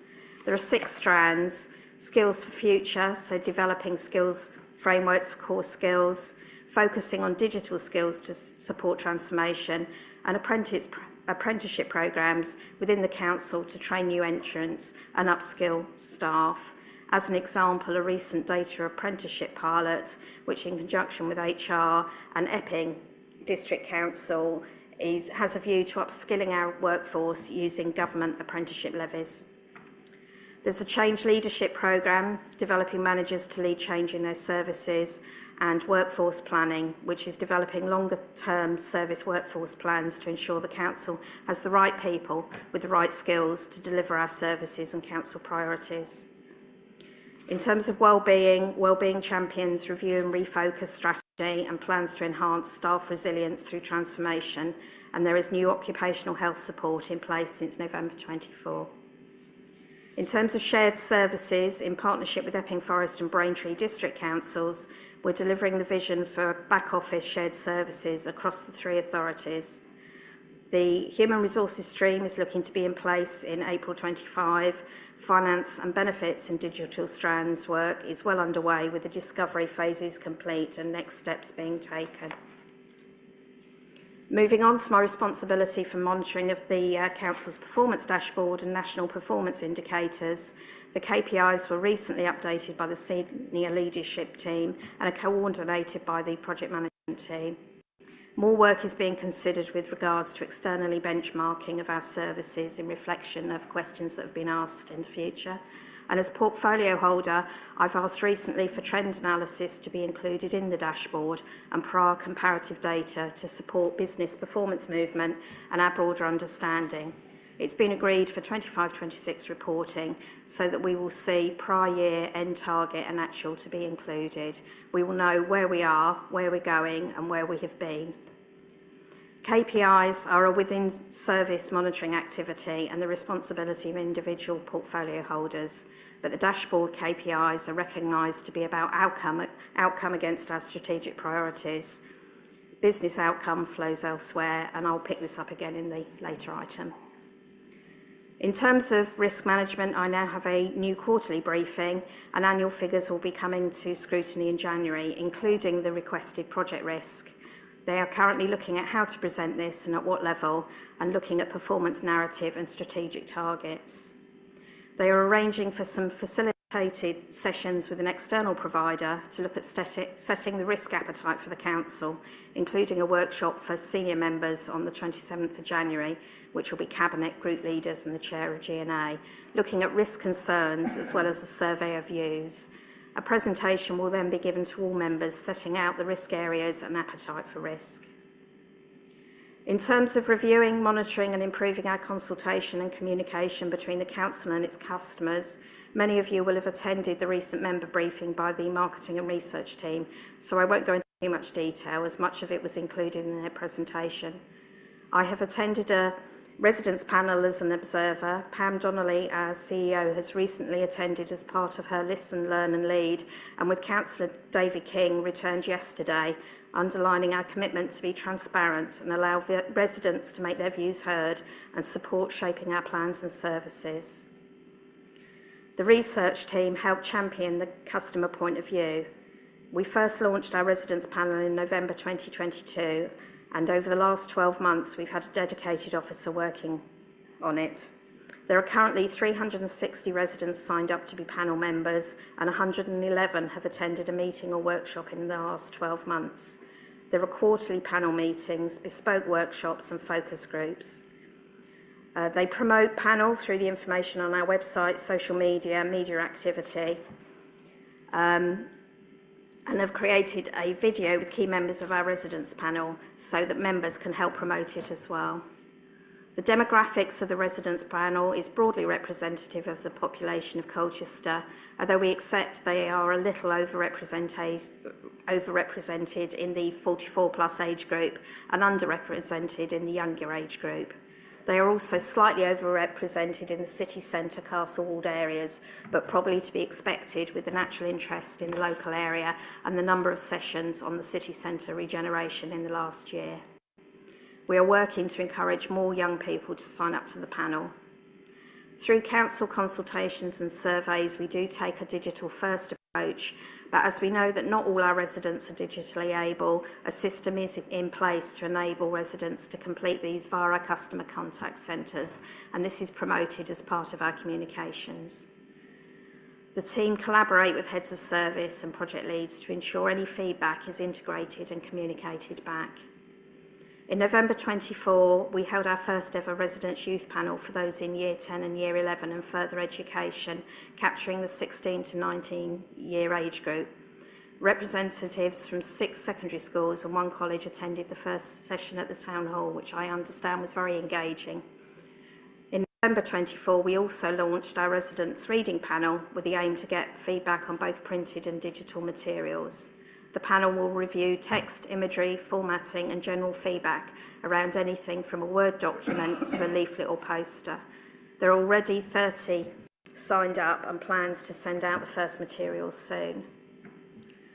Alongside, there are many public and internal consultations and surveys, the most notable in the last year being those for the Castle Park Play Area, the Kingswood Heath Community Centre and an Air Quality Action Plan.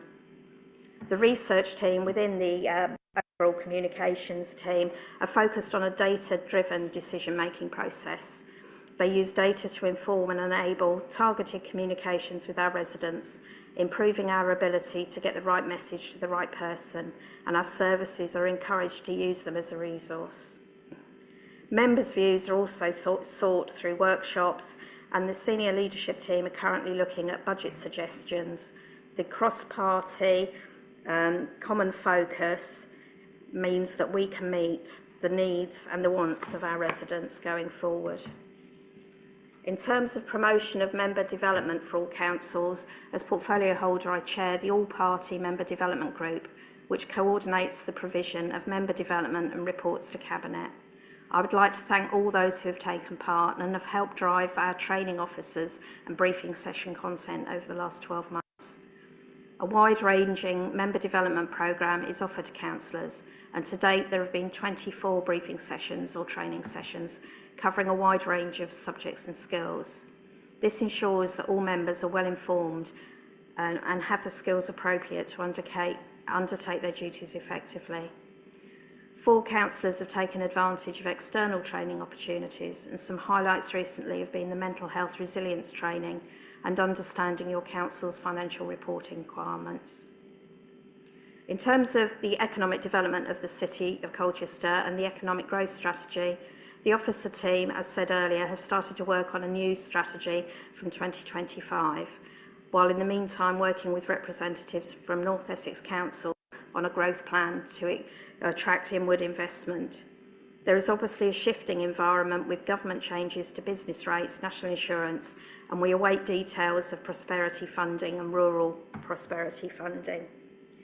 They are also working on the white paper consultation on industrial strategy, where the government are talking to a wide range of sector bodies and are focusing on defined sectors matching Colchester's strengths, including defence, creative industries, digital and technology. These sectors are already the subject of strategic action in the city. In terms of digital skills and innovation, we are well placed and have close connections to both health sectors and the university, opening opportunities for Colchester, as well as close connections with with creative industries.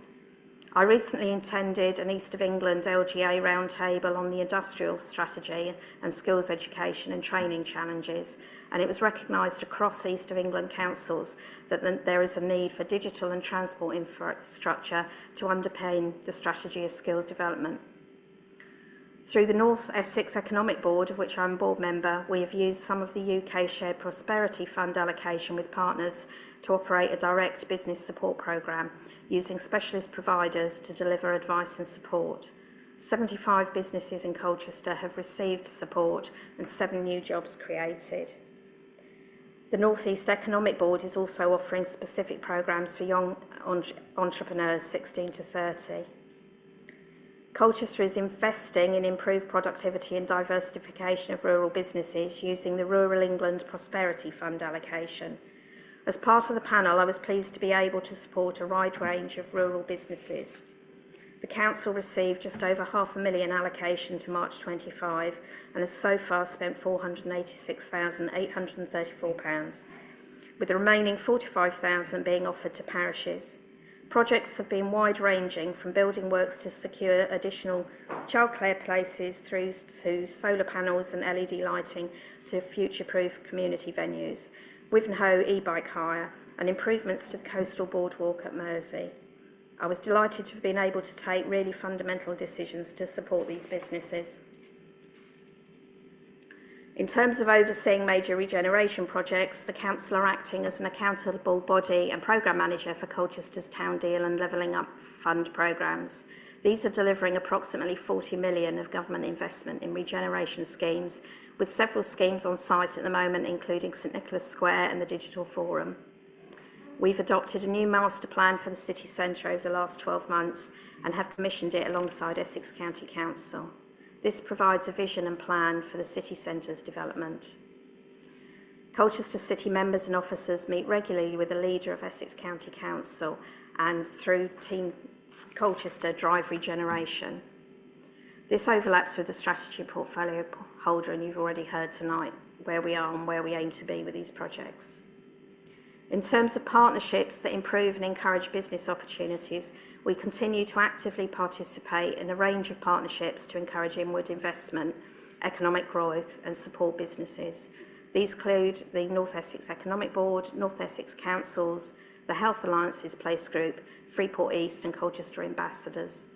We are also participants at board level for the Business Improvement District and Creative Colchester.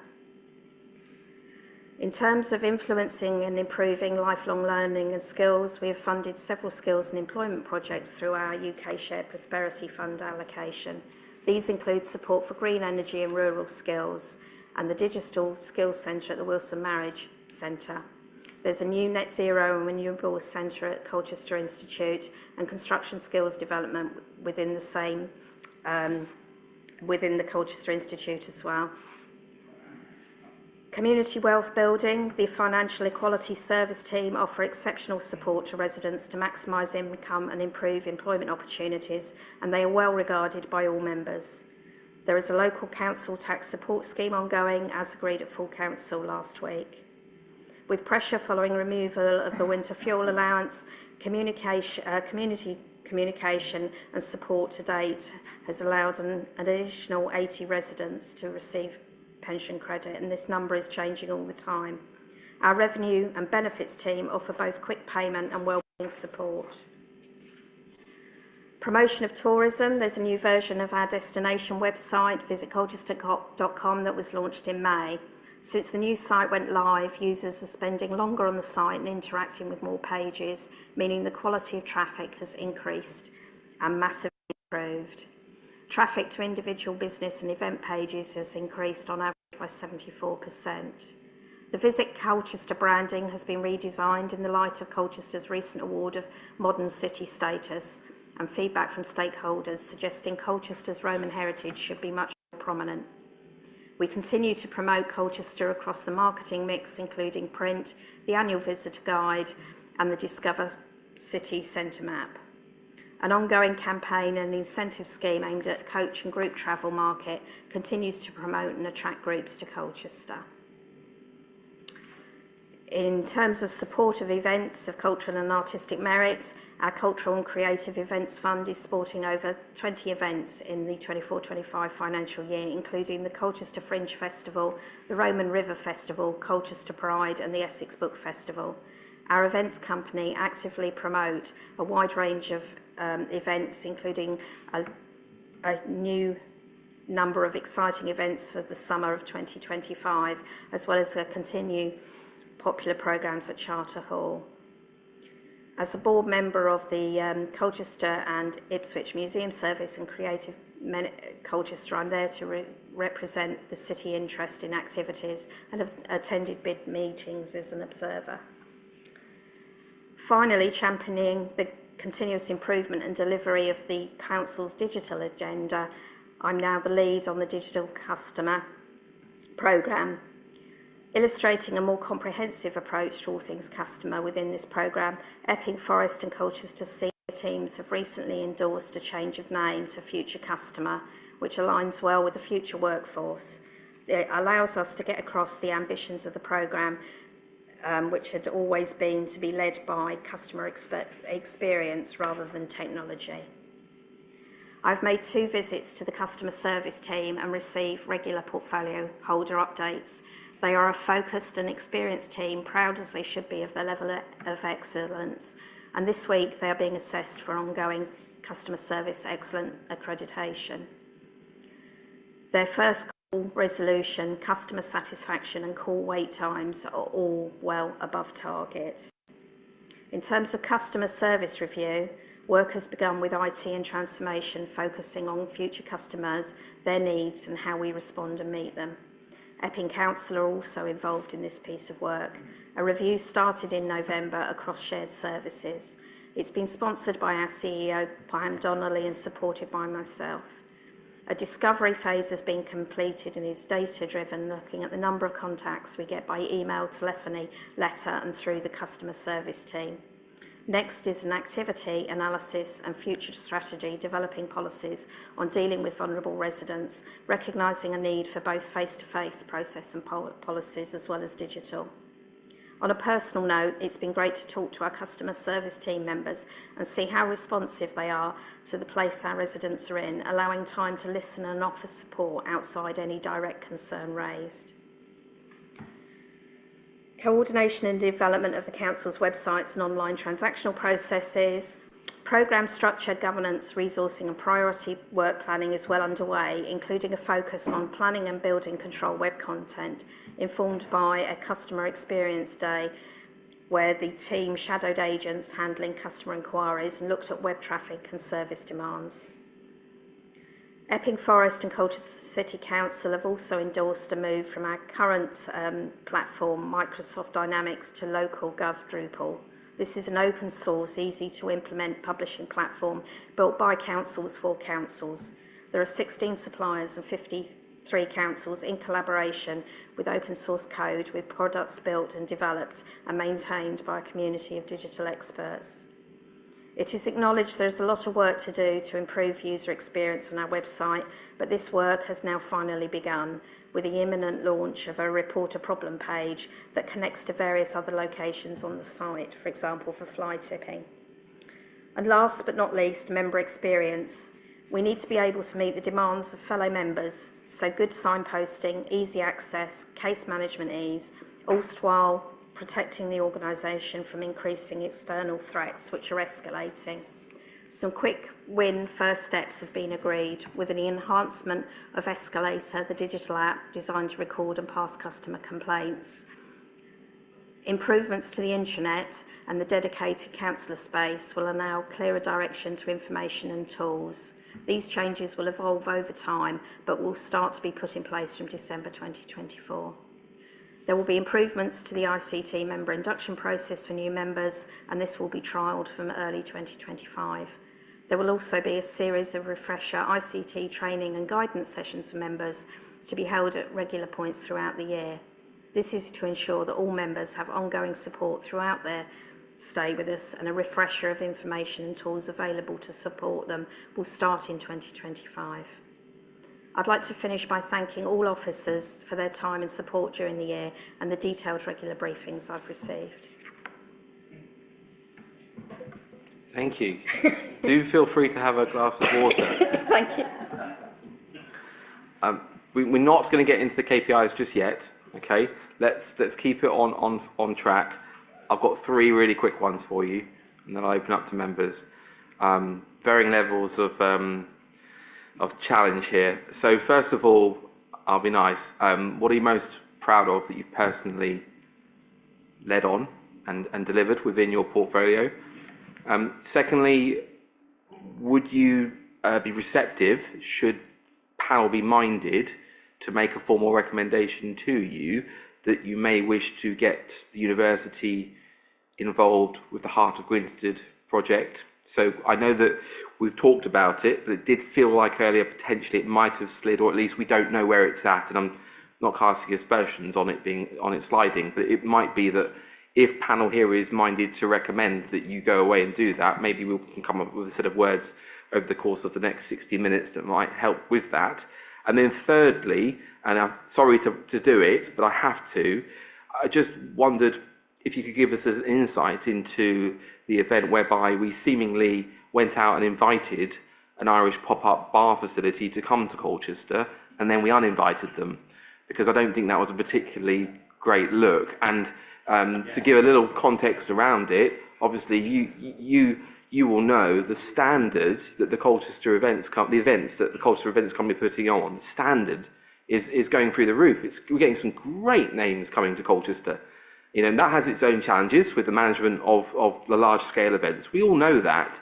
But generally speaking, you know, pat on the back to the Colchester events team, but something went wrong over that one. And I just wondered how we can avoid that happening again in the future. Is it a case of, you know, you need to have a tighter handle on Colchester events to say, look, where there is a potentially contentious event because of its scale or the nature of its location, you know, what went wrong there, basically, is my question. Thank you.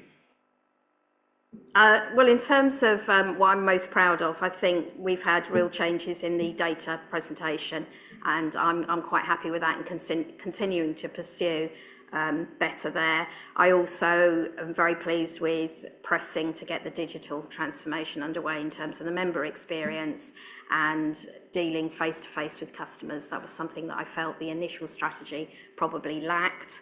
In terms of the university and Hart Greenstead, I was listening to the conversation earlier. There's definitely poverty indicators out there. I've heard the teams talking about things like the length of life of people living in various wards, whether they access education. There's stuff there that I think we could probably draw in. The university are already involved in the Heart of Greenstead project, but I'm certainly happy to take away any recommendations and move them into the KPI. The events, I'm going to hold my hands up and say, actually, I don't get involved with the Colchester events on a day-to-day basis. I think that is usually dealt with by Martin Goss under his portfolio. I don't know if David wanted to.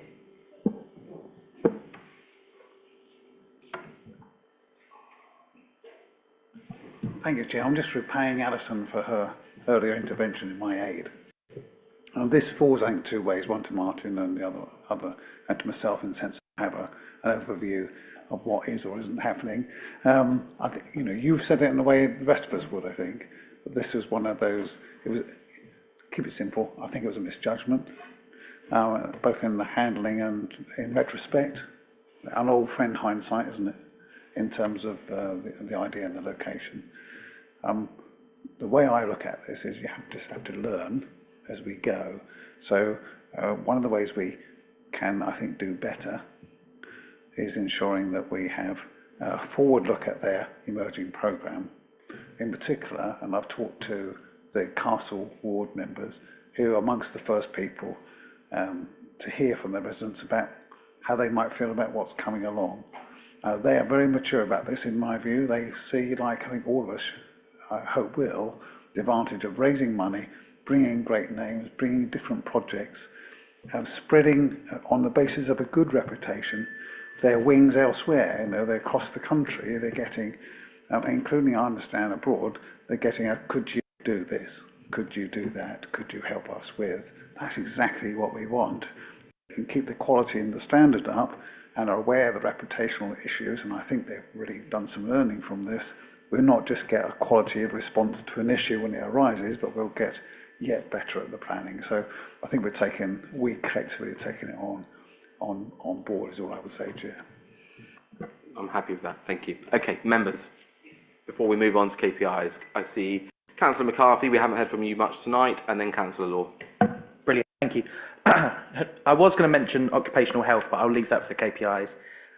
Residents panel, something I'm quite interested in. 360 people have become members over the last 12 months. That's really impressive. But of that, less than a third have actually attended meetings. Are the meetings, I presume they're all done in person. Is there an opportunity for doing them hybridly or online, which may get your commuters, your younger people more involved? And equally, you mentioned that it's quite city centre centric, quite Castlewood centric. Is there the possibility of the panel going to village halls or community halls or schools even, where it may be easier for other people to get to? Just a little one for you there. Yeah, no, hybrid they do, so you can dial into the residents panels. They hold them at different times of the day, so sometimes 11 o'clock, sometimes in the afternoon, sometimes in the evenings, to allow people access. I have spoken to them about going out to community centres, village halls, doing residents panels.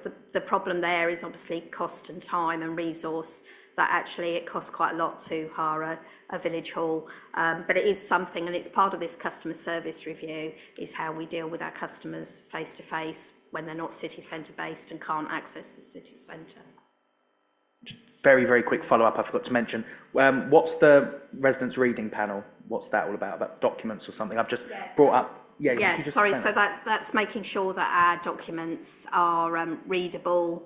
So a bit like when I came to the active travel and they looked at the website and what they liked and what they wanted on the drop downs, is actually looking at the documentation. Does it communicate in the way it's supposed to? One of the first times they did that was with the waste. So they actually went away and redrafted the communication on the garden waste on the basis of feedback from the residents, so that it gave the information that they were looking for. Okay, Councillor Law. Thanks. Yeah, thanks for a very, full presentation there. I wanted to ask a bit again about the consultation process. Did you mention that people are able to respond to consultations, like online consultations, for example, like via the contact centre, if they're not able to use online forms? Did I get that correct? So if you use the contact centre telephone number, they're set up with the consultation that they can help you fill that in. So if that, say, might help those who are digitally excluded, how are those people reached and informed about those consultations in the first place? Or is it sort of word of mouth that they've heard about them and then they contact the contact centre? I'm not actually sure. I will go away and find out, but my understanding is that we use websites, newspapers, word of mouth. They've been to Colchester Market. They hand out leaflets in front of the library when it was open. So they're out again in the city centre, and also members should be getting details, and that's something that we can inform our residents about as well. And a second point I wanted to ask about, you've talked about the marketing and comms, and I think it's very useful, the information we get in the highlights each week about the sort of the rates of engagement through different channels. I think that's really good. That's a real improvement. As the time I've been a councillor, I found that very useful, very interesting. I'm just wondering, and this is maybe a bit of a broader point, and just whether you've got any views or sense about this. I think sometimes, as members, we go to lots of briefings and go to different committees and we read so many papers and we get a sense of the different projects that are coming on stream across Colchester. Obviously, sometimes they take a while to deliver, but we can see them sort of taking shape. What are the sort of challenges, do you think, in being able to communicate those benefits to residents? Particularly, sometimes there are residents that may feel a bit apprehensive about change, about Colchester moving from being a town to a city, and not really feeling that they're sort of seeing the benefits, say, of economic or other cultural changes. I think one of the things that most successful, I agree, the members briefing on a Friday, I'm obsessed with it. I wait for that to come into my inbox. I love the updates that we get there and the work that they're doing. I think we have to give full credit to our social media team who have really started to engage. I was watching it tonight, and even on a quite controversial item, they're getting people supporting on Middle Weir, saying actually it's good to see something happening. We understand it's a complex and costly project. We are behind you. It's just, a shame we have to wait so long. It is difficult with people that don't access. Not all of us are on Facebook.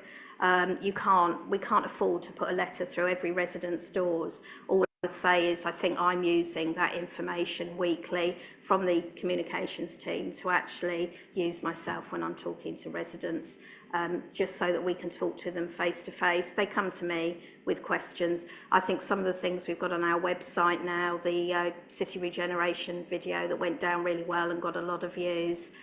We can't be perfect, but I think we're trying as hard as we can. Okay, Councillor Rowe. Thank you, Chair. Two very quick points.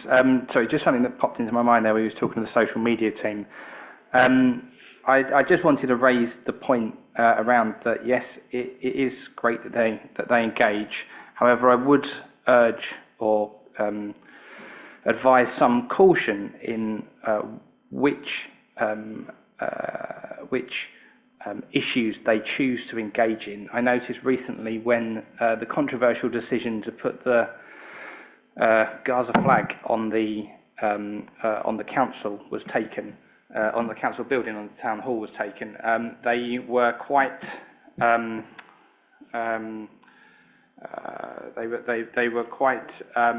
overly political in the way that they decided to defend the decision. And obviously, they are a social media team and not a political arm of the council. So I just would urge caution on that. That it's all very well and good that they engage, but ultimately they should not be political activists, and they should be aware that they are representing residents of Colchester. They are an official account, and I did get a number of complaints with regards to that matter at the time and how that they dealt with that situation. And I think sometimes, although it is fun and quite amusing for those, to watch a bit of banter between, residents and an official Colchester City Council account, at the end of the day, they are our residents, and we have to be very, very careful who we possibly offend in those situations, especially on something that's so divisive across the community and can cause distress from both sides. So I'd just like to raise that point, and I hope you acknowledge it. Understood. I mean, actually, communications is David rather than myself, which is residents panel, but I mean, I expect David would like to respond. I mean, all I would say is the fact that it's just one, I'm not necessarily agreeing with you, Tom, but just accepting that that was sensitive to a number of people, both ways, to be frank. I would just sort of say, I think most people would say the fact there's just one example. I think they were using the statement that was produced from the times I glanced anyway, which was as measured as it could be, by talking about what we were collectively seeking to do. I mean, we have, on that subject, words haven't helped me come along. I had some very frank exchanges with some people, some colleagues with very strong views, but the majority of people, I think, saw certainly what the endeavour was, and the fair-mindedness of the intent. Whether or not everybody agrees, that's not quite the point. I think for the comms team, it's not the first or last time they'll find themselves between two sets of views. And I think they're pretty adept, is what I would sort of say, at striking usually a balance.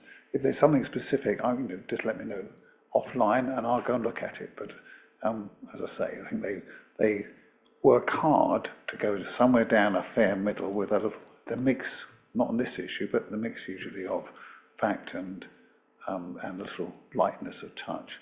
If they didn't do that, the alternative is a serious point for us as a council is we could revert to a Facebook and an Instagram and everything else that nobody reads at all. So we have to set a little downside, I think. Yeah, mate, I appreciate that. Thank you. I think we officially made a point through the Conservative group leader just to keep it official. So I think that's already been raised. I do take your points. I think I will probably respectfully agree to disagree on this one, which is obviously fine. The second point, the Youth Council. I noticed we were discussing the Youth Council. Sorry, this must have completely passed me by, or the Residents' Council, whatever it was. Sorry, how much is this costing us as a council? I don't believe I saw a cost associated with it. I'd have to find out. I mean, obviously, it's the cost of the officers' time that are running the panels, and that's one of the reasons we hold them here, is because it's cost effective for us to do that way, but I can certainly find out.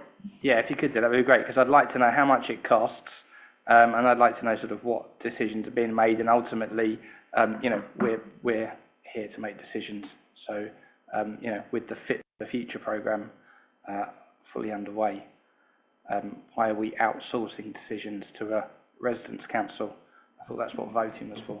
May I, Chair, just say we're not outsourcing decisions. No, We're seeking what we're required to do, and which many members other times would encourage us to do, which is engage with the public. So it's just one more way of doing this.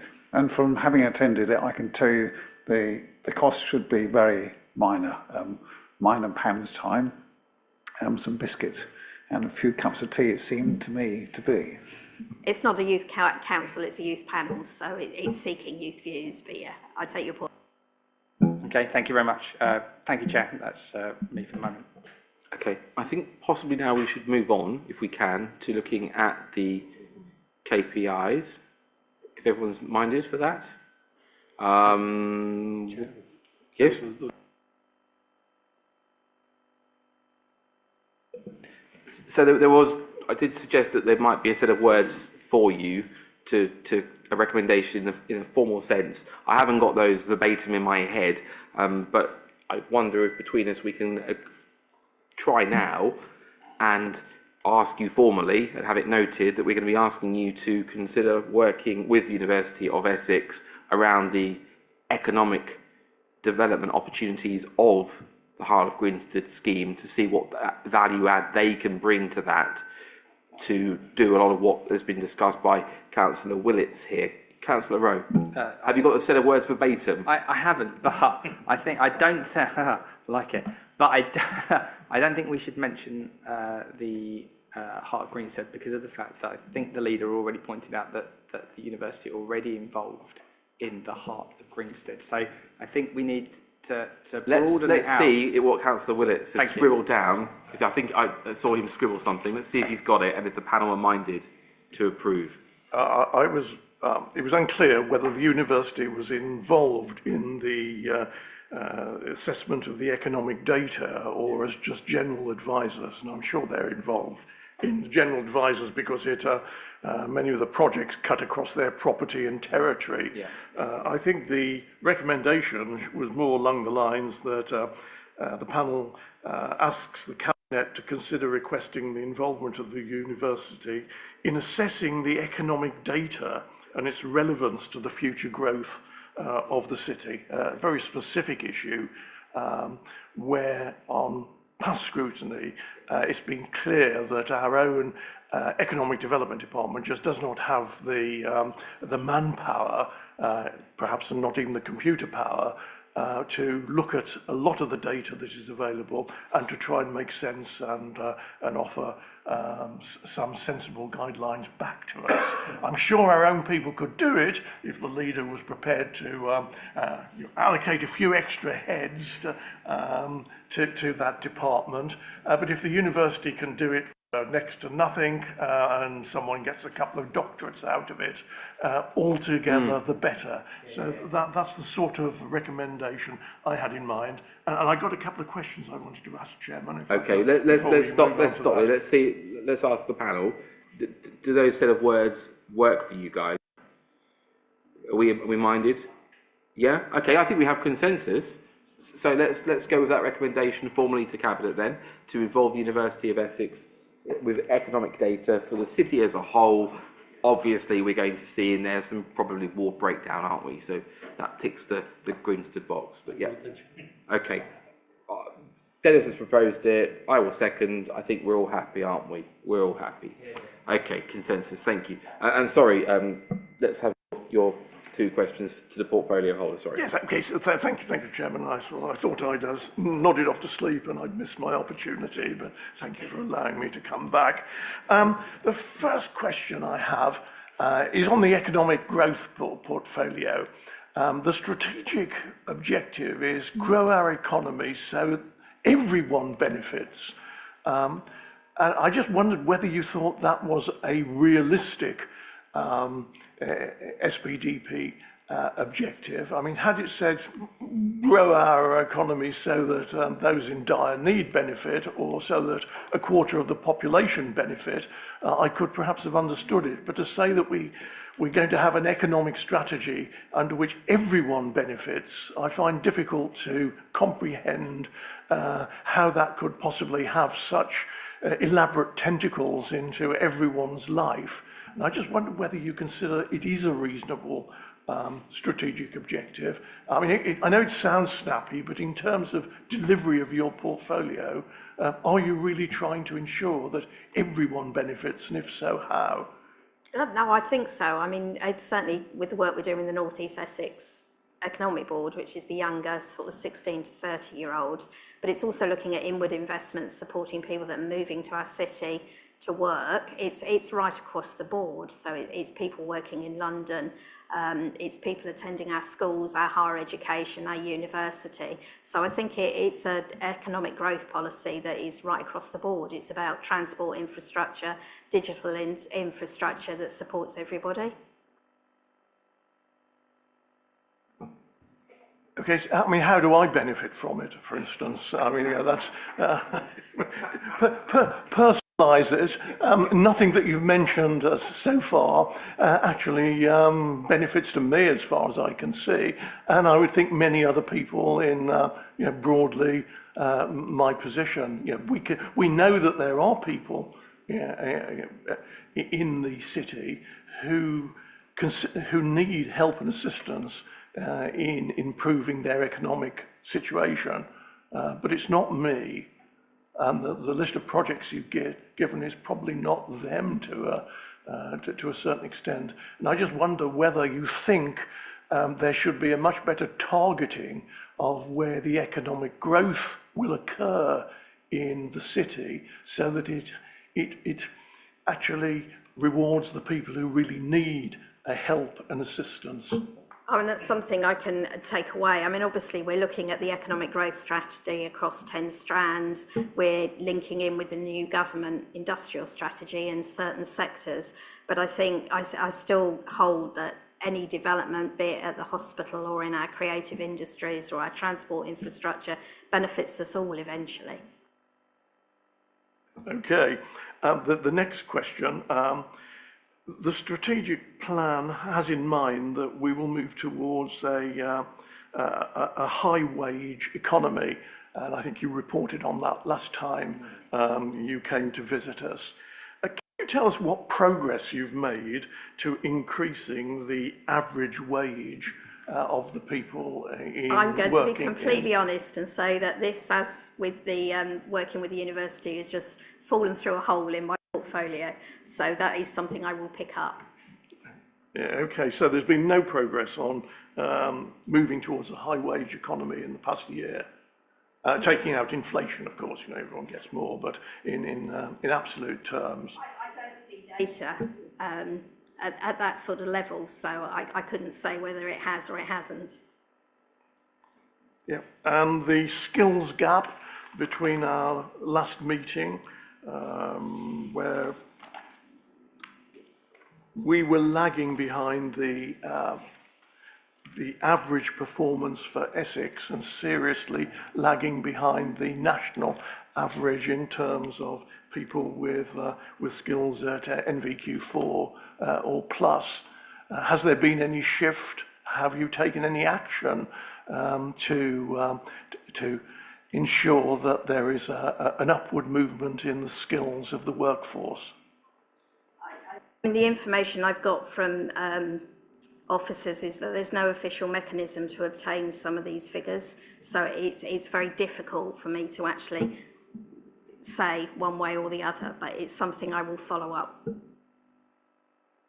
So your answer is that you haven't got the information, not that you haven't. Information, no. Do you have any plans on how you're going to acquire that information, given that it's published fairly regularly by the North Essex Development Board? Well, it's something I can pick up with officers, isn't it? It's, I can't do anything about it right now.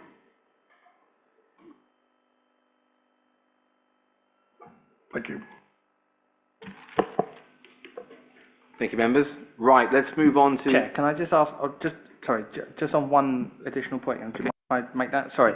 So going back to sort of the development projects, how do we, and I suppose, I don't know if this sort of sits in the KPIs or not, but how do we measure that? Because usually with a sort of a private business, you'd have a return on investment, and I don't really see under any of the projects we do sort of what the ROI is from a Colchester perspective, i.e., you know, where is it broken down that says this is what the people of, you know, what Colchester Council spends, and ultimately this is what we expect back. And I know some of the projects that we do are a little bit sort of, you know, fluffy and difficult to sort of quantify in monetary terms, but others aren't. So it would be good to see, you know, sort of what we put in and what we get back out, so that we know what we're getting.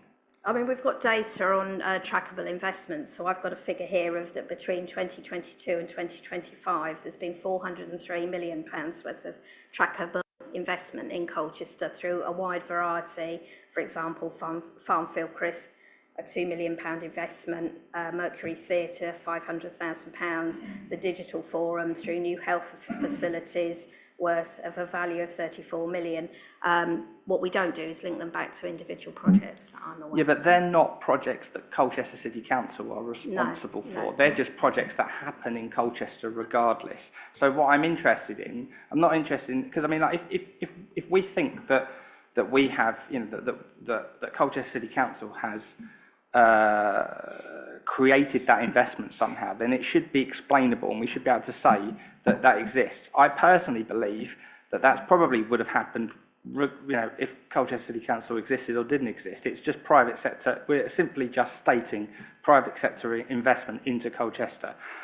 That's not what we're interested in. I'm saying why I think what we're interested in is what is Colchester taking out of its budget, not from a, I mean, because obviously we also pull in a lot of the national statistics as well, and we say, oh, you know, government's giving us X amount of money, and I understand that it's all taxpayers' money, but it would be interesting to see the breakdown of, you know, how much is the government money, how much is Colchester actually investing, and with the money that we're investing, what are we actually getting back for the money that we're investing? Because I know that sometimes we are told, oh, we have to invest in these X, Y, and Z projects. So I think we spoke about the heat exchange the other last meeting, and that was because it was backed by a large amount of central government funding. However, Colchester also puts funding into that as well, and it would be interesting to see from a scrutiny perspective how well is that money being spent and what is our return on investment on that money, rather than just a list of here are all the private sector investments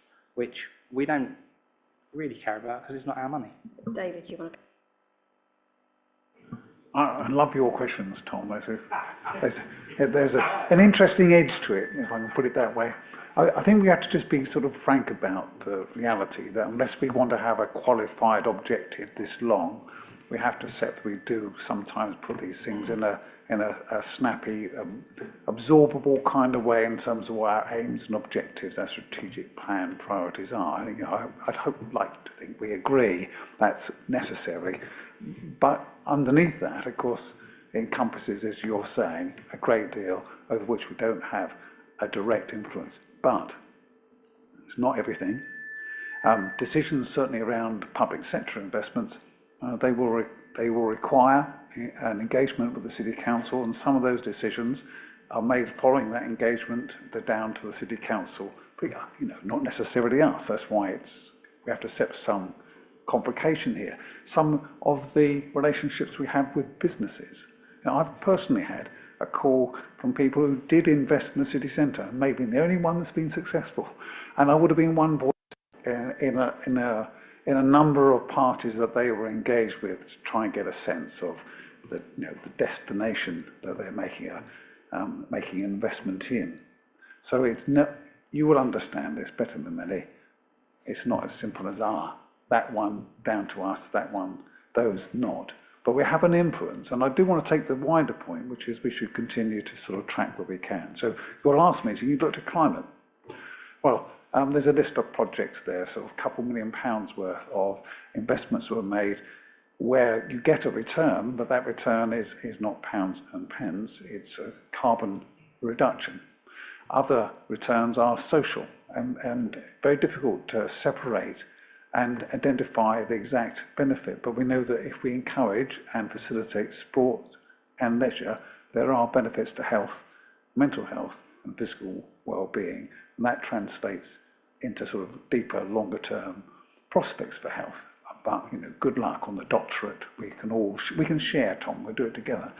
That tries to identify all of that to every single decision. Get the university. But we contribute, thanks, yeah. And those people, doesn't matter what else they need to do, we're here for them, aren't we? But we have an influence, and I think I would just recommend we take it in that spirit. Mrs. Bredman. So I've got one good example I can give you, and that is the contribution that the council makes, the investment it gives to the arts organisations every year. And they do come in front of scrutiny and they tell you what they've spent that money on. You get an opportunity to scrutinise. So if there are any specific examples like that, especially for, you know, regular things that the council's investing in, then that's absolutely a great function for scrutiny in the future, if you can think of any more you'd like to have a look at. That is an excellent point. However, is that not central government funding which we pull into the art centres, or is that money directly from culture? It's all arguably central government, but that is actually base budget funding. We raise it, yeah, okay, that's fine. Yeah. Thank you very much, I appreciate that. And it's non-statutory, we choose to do it. Fabulous. I'm glad you raised the climate emergency, because I did notice on there, under the climate emergency, that there is, under the response to climate emergency, we are putting signs on the Albert Road roundabout in order to encourage walking.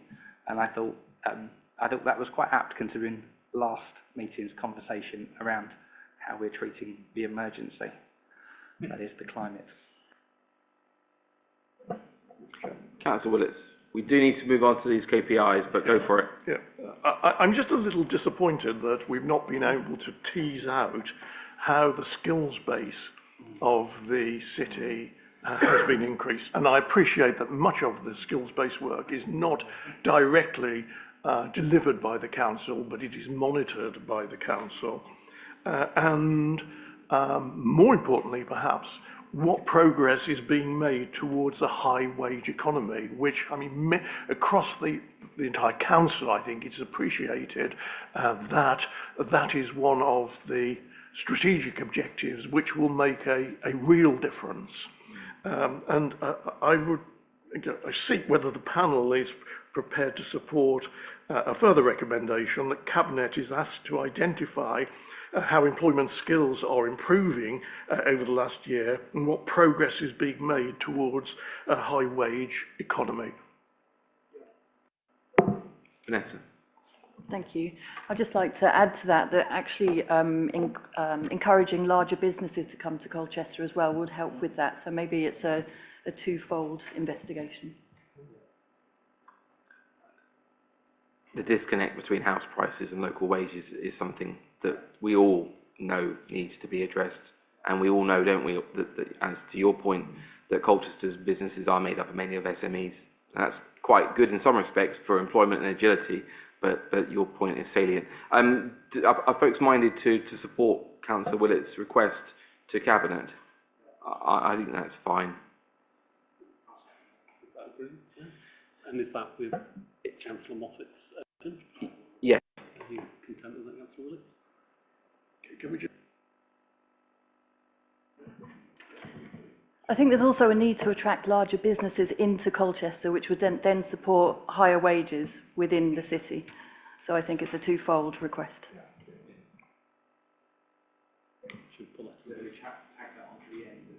So Councillor Lewis has proposed, Councillor Rowe, you've seconded it. I think we'll vote and see if there's a majority in favour of that. Okay, thank you everyone, we have consensus. Great. Okay, with that, I think we can move on to looking at the KPIs, the half-year KPIs. We'll start off positive and say there's some green on there, isn't there? There's some green. There's quite a lot of green on there, so I think there are now 20 key performance indicators under 5 themes, and 10 are green, which I make half. 4 are nearing target and the amber, and 4 did not meet the target in full, which are red. Of the 10 KPIs that have achieved, it's worth noting again that some have been exceeded, but I think what we probably want to do is have a look at those that are red. I will say again that I've asked for some trend comparatives, so what I've done is look at year end compared to where we are now, but that information should really be on here so that we can see it. And I'm having trouble following some of the data when it says cumulative, whether it means cumulative year to date or cumulative rolling figures. I have asked for some rolling 12-month figures as well, because I think particularly with things like fly tipping, they give us a much better idea of trends, what we're actually seeing on some of the sports and leisure and waste is that we get monthly figures, and although they tell us where we are at that particular month, they don't tell us where we've been and where we're going. So that is something that I'm looking at with officers.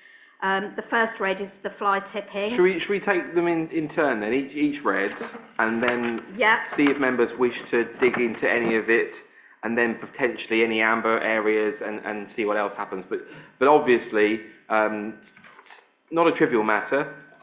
But fly tipping, crazy figure there, figure. Very dramatic. The only thing I would say is actually we do 333,000 collections. It's actually only 1% of what we collect is fly tipping. I will pick up on an earlier point, I think, to pre-scrutiny, which is it is just waste and commercial waste. It doesn't include any of the litter picks, which are all recorded separately. It has gone up. The figures I've got is that actually green waste is only 0.98% of that total, so it's not to do with the change of collection in terms of the green waste. The 84% of the figures come from 10 wards out of the 17, and Are you going to give us that breakdown by wards? I can do. The league table. There is a league table. So Greenstead and Castle are about 20% of the total, followed by Old Heath, the Hythe, Bear Church, Newton and Christchurch and Highwoods, but they're all running about 3-4%. So actually, in terms of numbers, some of the numbers are very small. And when you look at the increases, I was looking today, if you look at the increase of 300 fly tips over 17 wards, it actually works about 1.6 extra fly tips per week or something. So it's not a huge problem, but it's a problem that's there. What I'm trying to get to the bottom of is why we have that particular issue, what's changed, why it's suddenly happened in the last 2 or 3 months.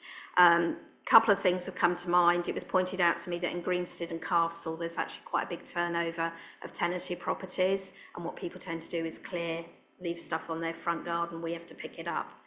So that could be one issue. The other thing is that I am sort of convinced, anecdotally, I've heard about small business owners with vans that can no longer take them to the tip, that people are either leaving the rubbish with whoever they're doing work for or disposing of the rubbish in a way that they shouldn't be. And I think some of it is to do with the change of processes at the council tip and the bookings. And I think I have been told that there are only 2 authorities in the UK where people book as far ahead as they do in Colchester. Colchester is one of them, and what people seem to be doing is booking multiple bookings, not releasing them, or in my case, when I released them, it didn't actually change the software at all. So there's an issue there, and I think possibly people are, well, I can't get something at the tip, I'll just leave it by the roadside. We have specific hotspots in a lot of the wards. In Highwoods, we've quite successfully used CCTV. That's been in place now for a couple of months. We've had much fewer problems on the boulevard. In Chinook, I used to have residents reporting to me once or twice a week. I've had no reports in 3 weeks. Mylands Community Council has just paid for an additional CCTV unit, which will be used mobile in Highwoods and Mile End, and we hope that will have a fairly big impact on the figures then. And I've been told wardens are working quite hard to empty bags, see where they're coming from, and educate residents, but there is a limit to what we can do. But I think we shouldn't get it out of proportion. It is a small proportion of the waste. And the message is CCTV cameras that are mobile might be out and about, don't do it. Yeah. Because you're being watched. Councillor Willits, on fly tipping. Oh, yes, certainly on fly tipping. It's always easy to diminish an issue by comparing it with big numbers, like the number of fly tipping episodes to the number of atoms of oxygen that there are in the city of Colchester. But I mean, we just need to look at it not in that way, I think, but from the inconvenience that it is causing to residents and the extra costs that it is causing to the city council when this is happening. I think we're mindful that in recent budgets there has been pressure on the neighbourhood services department, and that, in my opinion, which could well be wrong, is that we're a bit light on enforcement capabilities in this area. And I just wonder whether this is an area where perhaps we should have a more voluminous report on what has happened, why it's happened, and what could be done at a future meeting, because it is a worrying issue. I mean, one can try and sweep it under the carpet by pointing out that it is only a very small percentage, but to those who are affected, farmers who find there's a whole load of asbestos being tipped into their field, and it's their responsibility eating into their profit margins to clear it up, and where it goes then, I don't know. And the number of public spaces where our own people are having to spend a lot of time clearing up the muck of others, it is an important issue to those people who are affected, and I do wonder whether a more formal report on this area about what can be done would be helpful in ensuring that we can motivate change. Well, I am waiting for more detail from Rosa Tanfield, so I've put a number of questions to her. I've also asked about some of the rolling data. If you actually look at the data now compared with year end last year, we actually had quite a light year for fly looking. So I think it looks a lot more dramatic. And what I want to look at is perhaps over the last 3 to 5 years, again, look at individual wards. It's just a matter of digging down into that data. But I don't disagree that I'm not trying to say it's not a problem. It is a problem, but I think we need to put it in perspective compared with some other problems we've got. To try and move this forward, would you be in a position at some point shortly to share with this panel? I will do. The findings that you get from Rosa and potentially address Councillor Willett's point about enforcement? I think maybe that might be enough as an interim Deputy Chairman. Certainly, Chairman. In the village in which I live, we put up our own cameras to stop the issues. But for instance, we don't have any. The parish council doesn't have enforcement rights. Now, if, for instance, we were to think laterally and give the parish council the ability to issue a fixed penalty notice on behalf of the city council to any one court, it could have a significant deterrent at negligible cost to to our council. So I just think a report on looking at the issue as a whole and the opportunities to improve the situation without appreciably increasing the charge on the budget would be a sort of useful exercise for the panel. It's being written down. Good. Anyone else on fly tipping? I see Councillor Rowe. Chair, could we make a recommendation on that we look to see if Cabinet can give parish councils and other bodies the ability to deliver fixed penalty notices and help with enforcement in fly tipping? If that is the will of Scrutiny, we could do that. I think that's a sensible thing. No one's shaking their head. It's not a long piece of work. Okay. Third formal recommendation. We will ask Cabinet if you will consider giving us the tools to empower, to devolve, for greater devolution to the parishes. Okay, good, lovely. Let's move. I was going to move on to corporate sickness. Great. Just because I felt that was another one where I'd got some information. I've got some updates. The figure isn't getting any better. So it was, for corporate sickness, it was running at 8.72 against 7.34 at year end. It's now up to 8.88. There's no doubt that rates have jumped significantly in the last 2 or 3 months. And it appears to be services that are going through organisation restructures. So there is some sign that absence figures are levelling off, and I've been told that the new occupational health provider is making a difference with supporting those with returning to work. Again, I've asked for some benchmarking. I don't know if it's possible, but just to benchmark us against organisations that are going through similar sort of significant change rather than our nearest neighbours, just so that we know where we are in terms of centile or... Thank you. Okay, we did hear earlier in the presentation from the leader the word strain, and perhaps this is evidence of that, to acknowledge it. I see Councillor McCarthy first and then Councillor Willis. Thank you. Just really quick. So obviously I'm not a permanent member here anymore, but in previous years when KPIs have come, I've been pushing to have separate KPIs for waste and recycling and corporate sickness. So I'm really happy with that. But it's a shame to see they're both red. With the occupational health provider, are they working with our waste services as well? And you mentioned, obviously, as the leader has said, the strain that staff are having. Are we expecting to see that improve next year, or are we, is it going to be much the same? Do the KPIs need resetting almost? That's one of the reasons I've asked for the benchmarking, because I think we need to be comfortable that we're not expecting too much in a time of significant change. Yes, occupational health is available to all staff. Councillor Rowe. I think most of the points have been addressed, actually. I just wanted to say thank you, actually, for adding the benchmark KPIs that we discussed in the last year and the year before. There will be more detail at the end of the year, because a lot of them I saw some figures this week which were 21, 22, so we're years out of date, but that's the way the process works. Yeah, but no, when we have the year end, we will have more of those available and back to the charts and things we had last time. Yeah, that's fine. I just think it's really useful, and it's also very good for us to be able to see exactly where we sit in the family of other district councils that we are part of. Okay, thank you.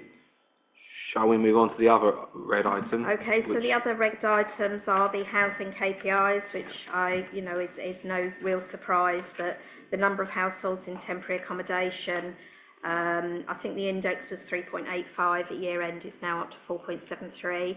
We've got 449 cases presenting as homeless second quarter this year. I believe the figure's now about 420, so it is levelling out. And there are obviously Alfreda House, which is opened and is now being occupied by those wishing to downsize, which is releasing some 3 and 4 bedroom properties, which hopefully we can put families into. And those that have been in the worst temporary accommodation have been offered the former student accommodation beyond the box. So, and we've got the new 28 units at Military Road. So we will be on target in terms of the housing, but in terms of the time to re-let, I think we're in the lower quartile there, so we can feel reasonably comfortable, but it is still up on year end, and the repairs remains below target, and I know that the portfolio holder is pressing on those to make sure that we're taking the right sort of action. Customer satisfaction is obviously quite closely related to whether the repairs are being done or not. There is an improvement there. So. Okay. I just feel very sad about the people that are in inappropriate accommodation, and I think this authority did a pragmatic thing with the arrangement on the student accommodation to help alleviate that, but it's still very worrying. And, you know, with what's going on around the world, and we know, don't we, that there were some circumstances where people who had been welcomed here under the Homes for Ukraine scheme then found themselves in precarious accommodation situations. I know this is not your portfolio, but we are all looking at that red with sadness, and we want some solutions to try and tackle it. Anyone else? Councillor Scordis.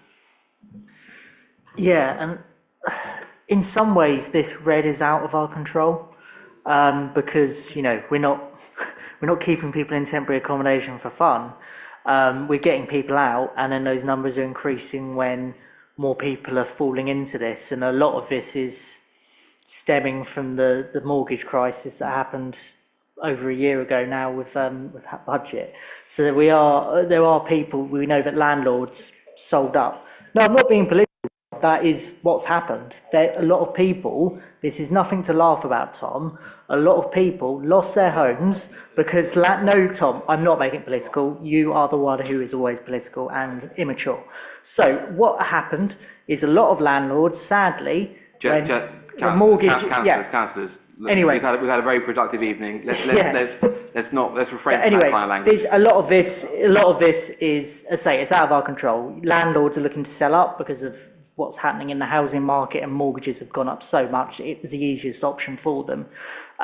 Section 21s are now ruled out, but we're still in that place, which is really difficult. And one of the worrying things we've heard is that when social housing is allocated on new builds, social housing providers are not taking that up. And CBH is stepping up where it can. But obviously there's a risk there. So there is still a fear. So as I say, a lot of this is out of our control. It's a bit harsh having a KPI on this, but I guess we do have to monitor it as best we can. I think the important thing is that we monitor it against other councils and just make sure that we're where we want to be in line with, and taking the action that we can. I mean, the housing portfolio holder, I know this is very close to his heart, and getting people out of temporary accommodation into homes where we can. But a lot of the factors, as you say, are outside our control, with rent caps and availability of accommodation, but certainly things like the Beyond the Box scheme and thinking a bit outside the box are having a real positive impact quite quickly. Yeah. And I guess what would be interesting to know is how many of these families we've kept in Colchester, so they're not being affected by, for example, I've had it where some residents have had to move to Ipswich, but their children are still in school in Colchester. That's a big expense to get them here. If they're still in work, getting to work as well, it's a big hassle. So it'd be interesting if we could get those figures. Maybe that's a future KPI. How many of these families can we actually keep in Colchester if we get to that limit, and making sure we have enough temporary housing stock. But let's hope these figures go down. Okay. Councillor Willits, did I see your hand? Yes, on a general point, Chairman, I wonder whether we could hear how the KPIs are decided. Because clearly the KPIs have to sort of stretch and ensure that departments are working at their maximum in those areas where the KPI controls, as well as lots of other areas. But if we set the KPIs too toughly, then it can disillusion our employees. You know, one doesn't want to think of the poor old refuse collector going around all day worrying that he and his colleagues are having too much, having too much sick leave. So there must be a balance between ensuring that we look to improve the way, the effectiveness and efficiency of our service via the KPIs, but not so much that it disillusions our employees. So what is the mental process that you go through, and where do you draw on your data sources to ensure that we get that balance correctly? I don't know who wants to pick that up, because I don't set the KPIs. So my understanding is they're set by the senior leadership team and they're related to the strategic objectives. So it's where we've got a strategic outcome, there will be a linked KPI. I don't know if Lucy wants. So there are a number of different ways. Some are national targets that we have to adhere to. Most of the time, the services will actually suggest to senior board what the KPI should be, and we go through the process you've just described, to be honest. So it's about it being challenging enough to stretch us, but not so challenging that they're all going to be unachievable. And actually, the one thing we've talked about over the years is there's that fine line, isn't there, between it going from amber to red or to green, and red is not always terrible, because actually a stretching target, you might still be doing really well, but be slightly in the red. So this sort of process around looking at it and the commentary earlier around putting it into perspective is really important. They are just hard figures, aren't they? And it's that kind of looking at why it's like it is, why it's red, why it's green. Equally, a really easy target being green might not be very good at all. So there is a really good process that we go through that goes through a number of iterations, and eventually leadership sign that off. So ultimately. Thank you very much. The only thing I'd add to this, I think looking ahead, there's a little flavour of this, I think, Lucy, coming through in the recent months, which is alive to the fact that if you set a demanding target, sometimes, not always, you're going to require more resource to deliver it. Is that when you're judging the effectiveness of your spend, I think there's a bit more of and it's an extra nuance, because we've always been alive to this, that I'm seeing that and we might see this in housing. So there's conversations around investment in terms of standards and repair. Now, giving everybody, broken bath, give them a whole new bathroom, tile everything from top to bottom. It's not quite an exaggeration, but you can have a range of responses to issues in housing as elsewhere, and they have cost implications. So if you don't deliver on a service of any kind, then you expect a reaction. So you might see a trade between investment and customer satisfaction, people accepting this not next day, it's a week later. I paraphrase a reality, but you'll understand the point. And I think we might find ourselves having to look more carefully at all of our objectives. My own approach to this has always been, in easier times, we should expect ourselves to be upper quartile, median to upper quartile, because we want to be in the right side of wherever is the broad experience for people, because we're that kind of council. We're going to have to look, I think, each year with extra care, given, as I say, that what you do comes with a bill. Okay, members, any other questions for Councillor Jay, who we'll probably see next year, because we have no city council elections in 25, do we? So we could well see you again. But Councillor Rowe, you have something else. Thank you, Chair. Apologies if these are not 100% accurate. I don't have the numbers in front of me, but I believe I've pulled them out correctly. So just on this, on delivering the homes for vulnerable, we have set ourselves a target of 329 homes by 2026. 79 have currently been built. I understand that we're red, and I assume we're not going to deliver the 250 next year. Do we know how many we will deliver in that period of time? I did have a figure. Let me see if I can find it. 271 by year end. No. That was last year out end. Out of 329, we'll deliver 271. Yeah, no, that was the year end figure, wasn't it? 271. Well, I've got that 79 have been built in this current period. 329 homes were supposedly, the target was 329 homes by 2026. Obviously, that's fast approaching, and the 79 that has been built would leave 250 in next year, or would it be next year? And does it include? I don't know. How do we work it out? I don't know. I'd have to go back. And which KPI are you looking at there? Because I can't actually see the figures. Delivering homes to the most vulnerable. It's in page 49. Yeah. 4.16. There you go. Was that there? Yeah, that's it there, wasn't it? Yeah. There you go. Yeah. Yeah. So 79 achieved half a year. Let me find it. Councillor McCarthy, I've got it. Okay, you're in this. Yes. No, I've got it. Okay. No, I'd have to follow that up. It's fine. It's okay. Thank you. Okay, no, folks. I know. Yeah, it's just. Folks, I want to make progress. If we've done a good turn on that, are we happy or content? And we'll say thank you very much for your appearance, Councillor Jay. We've already come up with 3 recommendations this evening. I'm minded now that we move on, because there is a discussion briefly to be had around the work programme, and it is now 9 o'clock.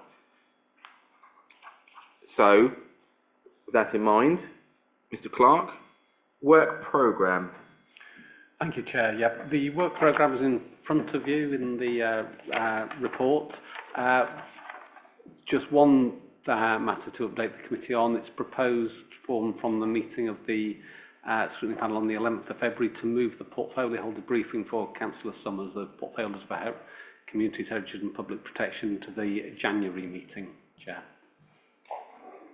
Of course, the January meeting, the focus should be on the budget, and that's always a lengthy one. The meeting, quite right, on February looks really too big. We've also got, because I think it was me that suggested it, that if a report is available on what to do or the options are with Middle Mill, that it should come here before it goes to Cabinet, and that may well land. With that in mind, I don't know how the panel feels, but is there a case that we consider having 2 February meetings to make this work? Because otherwise it's just not going to give anything enough time, and we're all going to have a really tough evening. Sorry, Chair, I should have used the microphone. I just think it's too much, especially when some members work, to have sort of, when you end up with 4-hour meetings, I don't think people make good decisions at that time. Yeah. Okay. So, Mr. Substitute Clerk, may you senior indeed. May you consider taking back the consensus among the panel is that if we can squeeze another meeting in February, that might be ideal, because that would still be in time for Cabinet in March. That's fine, Chair. We'll look at some options and circulate those to you and the group's folks. Okay, thank you very much. Difficult stuff. All right, where are we? We're done. Thank you very much, everyone. Have a safe journey home.